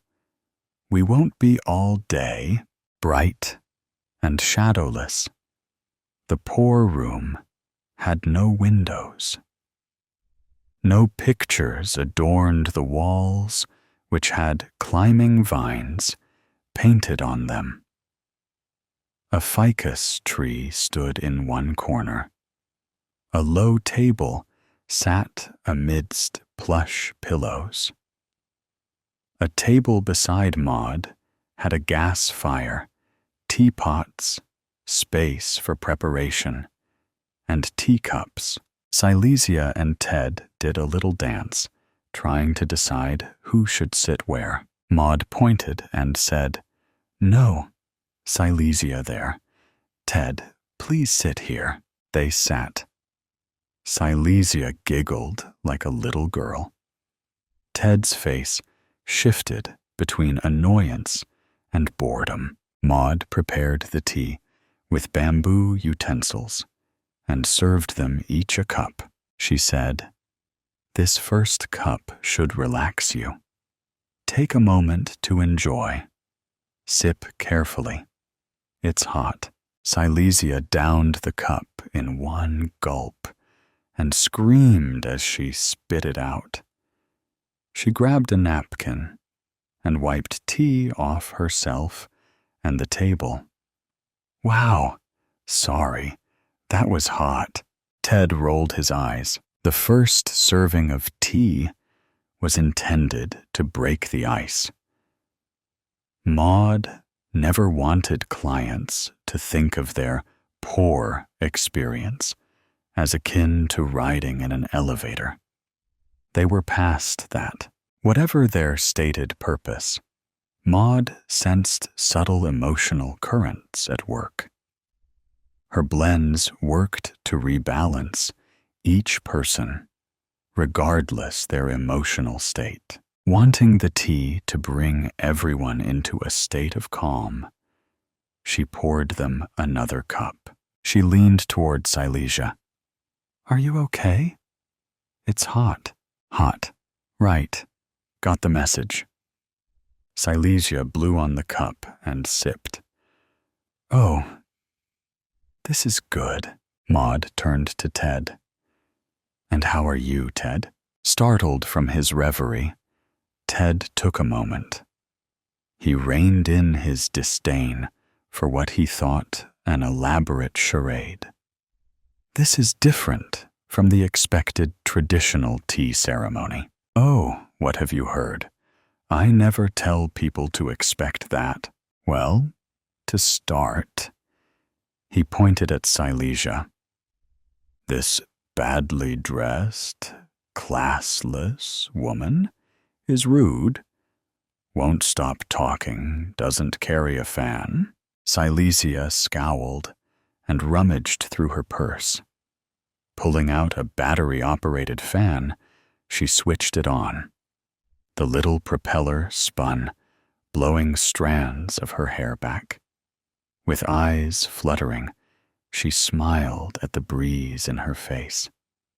Giggling, she aimed it at Ted. Blocking the draft with his hands, he said, "Never mind. Turn it off. Keep it to yourself." Silesia winked at Maud, and giggling, returned the fan to her purse. Ted said, "So much for tranquility. This is my point. How do you dare pretend this tattered facade is a tea ceremony? You exhibit only the shallowest grasp of time-honored rituals. This is just a load of frayed, New Age claptrap hiding behind the trappings of a traditional tea ceremony. I'm sorry. My pores have been misrepresented. Would you like more tea? I mean, where's the respect, the purity, and the reverence?" Maud held her look. After a moment, he held his cup out. He wouldn't let go when Maud tried to take it. Careful not to burn him, she refilled his cup. "It's hot, I know." He gave Silesia a stern look and brushed off his leg. Maud noticed that Silesia had begun to fidget. She declined more tea. "Silesia, tell us what brings you here," she sighed. "It's all about my roommates. They aren't pets, but they're hamsters." "Well, about 6 months ago, I was feeling lonely in my beautiful, spacious apartment. So I bought a couple of friends. Hate to have to buy a friend. Seems so entitled, but can't exactly meet a hamster at the local club." Maud nodded. Ted rolled his eyes. He whispered, "Can't you shut her up?" Everything was cool for a while. We got on famously. But then one day, I came home and discovered an extra dozen of the little critters. Who knew? All in one cage? Appalled, Silesia practically shouted. "Oh, no. I would never cage my friends. What do you take me for?" Agitated, Ted said, But is right. That was only the beginning. I've lost count, and that isn't even the worst part. Neither Maud nor Ted wanted to hear the worst. I discovered that they ate one of them. Maud nodded impassively. "Yes, but nothing. I admit, I'm not that bothered that his family ate their baby brother. I mean, get real. Babies do get eaten. But poor little Jimmy. I'll never forget when I found." Little Jimmy was the hamster. Silesia looked at Ted like he was a lunatic. "Focus, Ted. The circle of life and all that. I miss him." "And," Maud said, "yes, I cannot get over." She dabbed her eyes with a napkin. Maud and Ted leaned in. "After everything I did, just can't believe that they ate meat." Ted feigned a coughing fit to cover his laughter. Silesia waited for it to subside. "I mean, what did I do wrong? How could they? Didn't I raise them right? You know, to be vegetarian. I thought they were. I didn't skimp in sympathy." Maud touched Silesia's right hand. She covered Maud's with her left. Maud placed her free hand on top of Silesia's. Misty-eyed, they turned to Ted. He said, "Looks like you're first at bat, Maud." They didn't understand. He said, "So, is this it? Sorry, but I have to get on with my day. Maud straightened up. No, Ted. Now that we're in sync with each other, I'll serve another tea. One made for you alone. A special tea? Just for me? Oh, boy. Maud resisted trying to kill Ted. She wouldn't poison him. At least, not in the usual way. But I'm not about to let this hack destroy everything I've built. She wanted Ted's comeuppance, not his life. This potion would take his words, silence him, at least for a few days. He said, "So what's in this special tea?" "Hold the cyanide." Only he laughed. Maud said, "I can't reveal my secret recipe, but it contains a mixture of frankincense, sandalwood, ylang-ylang, rose, pepperum. I could go on. You get the idea." Ted and Silesia were awed at the complexities of Maud's preparations. And Silesia, don't feel left out. I've also designed a special blend for you. They sat expectantly. Maud poured Ted's tea from a pot she'd set aside and handed him the small porcelain cup. He reached out, but stopped. Putting his hand up, he shook his head. "No thanks. The cup is chipped. I'll pass." Maud recovered. "You don't understand, Ted. It's not a chip. Only an irregularity in the glaze. These rare cups are highly prized, eagerly sought for." Ted couldn't care less. Silesia watched, fascinated. Maud continued, "You've heard of the Japanese tradition of mending a broken bowl with a vein of gold lining the crack? This is similar." Silesia said, "Oh, don't waste it. Give it to me." She reached out, "But it wasn't made for you. It's Ted's. Don't worry. I'll manage. It sounds delicious." This had never happened before. And this tea was pivotal to Maud's plan. She said, "If you insist." Ted said, "We all do." Silesia took Ted's cup, sipped, and smiled. Beginning to speak, she stopped and could only say, "More?" Not used to losing control. Maud refreshed Silesia's cup. Ted smiled at Silesia. "Ah, miss, the power of the well-chosen word." Silesia nodded, but could say nothing. Ted turned to Maud and said, "Good. You shut her up. At last. I'll have some too." Maud said, "Yes, you need something. I can't have you go thirsty." Deftly switching pots, she poured him a cup of calming tea. They each smiled as he took the cup. He raised it in a mock toast and sipped. "Wow, that's delicious." He loosened his tie. "Maybe you sensed this, Maud, with your acute observational powers. I need to tell you. I write a column at the paper. Commentary, reviews, opinions on the world at large."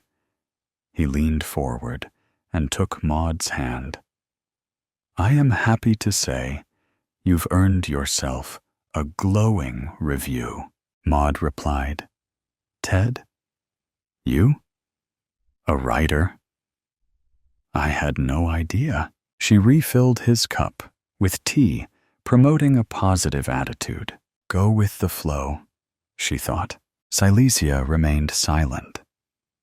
forehead waxed poetic. Tranquility reigned. Before the last light fades, the sky hung heavy with smoke, the distant cries of the oppressed swallowed by the towering buildings of a city once free. A mother and daughter weaved through the shadows, their breath shallow, their hands concealed beneath tattered gloves. Vale gripped Iris's tiny hand as they maneuvered through the ruins of their former home, each step a calculated whisper in the night. The Iron Thorns brand was the mark of submission or death, and they would take neither. The air carried the scent of decay, a putrid reminder of the regime's cruelty. People slithered through the alleyways, gaunt faces avoiding eye contact, knowing that even a glance could spell their doom.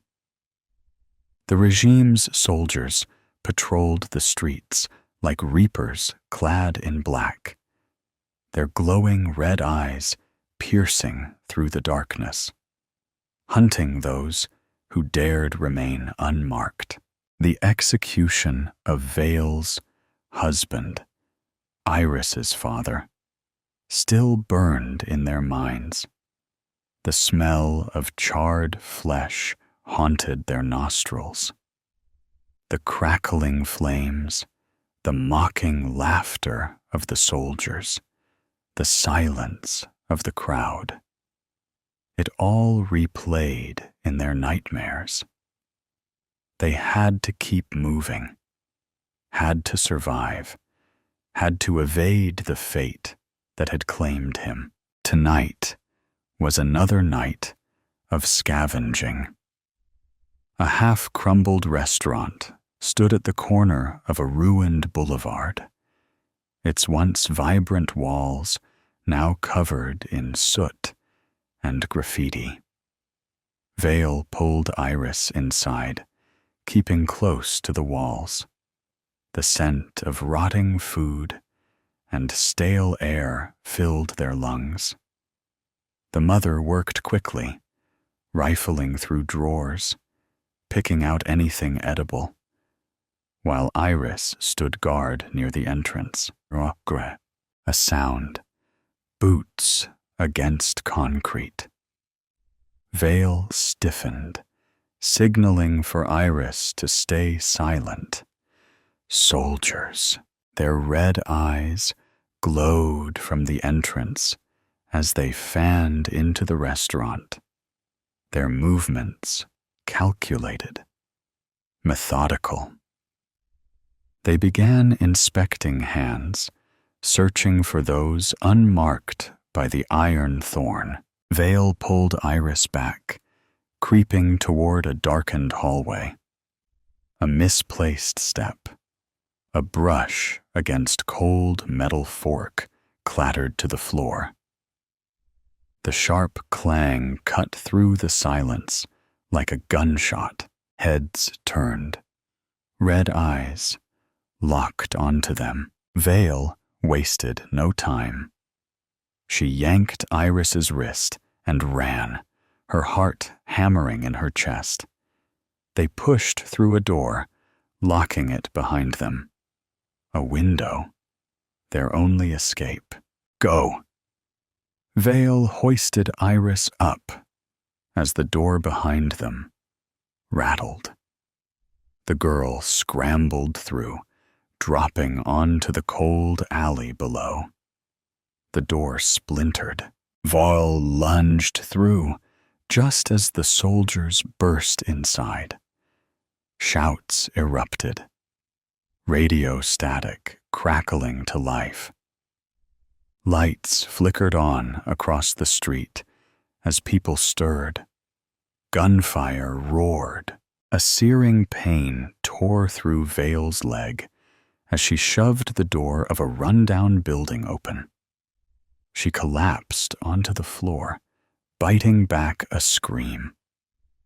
Blood pooled beneath her as she dragged herself into the shadows, Iris clutching her arm, tears welling in her terrified eyes. Vale took her daughter's face in her hands. "Listen to me. You have to hide." "No, Mom." "Please, Iris." Vale's voice cracked. "Stay hidden, no matter what happens." With trembling hands, she guided Iris into a closet, barely illuminated by the moonlight streaming through a broken window. Iris clamped her hands over her mouth to stifle her sobs. The boots arrived. Heavy, unyielding. A soldier stepped into the room, scanning the darkness. Vale lay in wait. When the first soldier stepped through, she struck, sending him to the ground. But there were more. Too many. A rifle butt slammed into her face, and she tasted blood. Her vision blurred. The room spun. More boots. More fists. She barely registered her own teeth breaking as she hit the ground. Through swollen eyes, Vale turned ever so slightly toward the closet, toward Iris. A soldier noticed. He stepped toward the door. The closet burst open. Iris flew forward, her father's pocket knife in her tiny hand. She plunged it into the soldier's thigh. A scream. A gunshot missed its target as the soldier reeled back. But then a massive hand swung, sending Iris crashing into the wall. "No! No!" Vale's voice was hoarse, raw with anguish. She tried to crawl forward to Iris, but a boot slammed down on her spine, pressing her into the filth-ridden floor. A soldier began inspecting their hands for the mark of the iron thorn. But there was no mark. A soldier crouched beside her, those glowing red eyes consuming her vision. "We have plans for you." Darkness swallowed her whole. Days passed in black silence, interrupted only by the sound of rats skittering across damp stone. The air was thick with rot. Vale and Iris were dragged from their cell, their chains clinking, their bodies weak. The execution grounds reeked of gasoline and old death. The earth beneath them was blackened, littered with ash. The crowd gathered, silent, afraid. Vale pulled Iris close, pressing a kiss on her forehead. "I love you, Iris. I love you too, Mom." Tears streaked down their faces. Their fingers entwined. The soldiers poured gasoline over them, the cold liquid seeping into their clothes, filling their nostrils with its acrid scent. The crowd watched in silence, some with vacant stares, others with barely concealed horror. One soldier stepped forward, a Molotov in hand, his voice a cruel mockery. "I love you too." Laughter erupted behind him. The glass shattered. Chaos exploded. Flames roared. But not from the Molotov. It came from the sky, from behind the buildings. Rebels. Gunfire cracked through the air. The soldiers scattered, scrambling to defend against an unseen enemy. The crowd erupted, some running, some standing frozen in place. Vale, weak, but driven by desperation, tore at the chains. A stray bullet shattered the lock. She ripped her bindings free, grabbed Iris, and ran. Through the chaos, they stumbled into an alley, their lungs burning, their limbs barely obeying their commands. The city screamed behind them, but for now, they were free. Vale collapsed against a wall, cradling Iris against her chest, her fingers running through the girl's tangled hair. The child trembled, clutching her mother's torn cloak. "We're okay," Vale whispered, her voice cracked and fragile. "We're okay." Iris buried her face into her mother's shoulder, sobs racking her tiny frame. "I thought we were going to die." Vale held her tighter, pressing a kiss against her head, rocking her gently. "Not today, my love. Not today." The night still loomed. The regime still reigned. But for this fleeting moment, they had each other. And that was enough.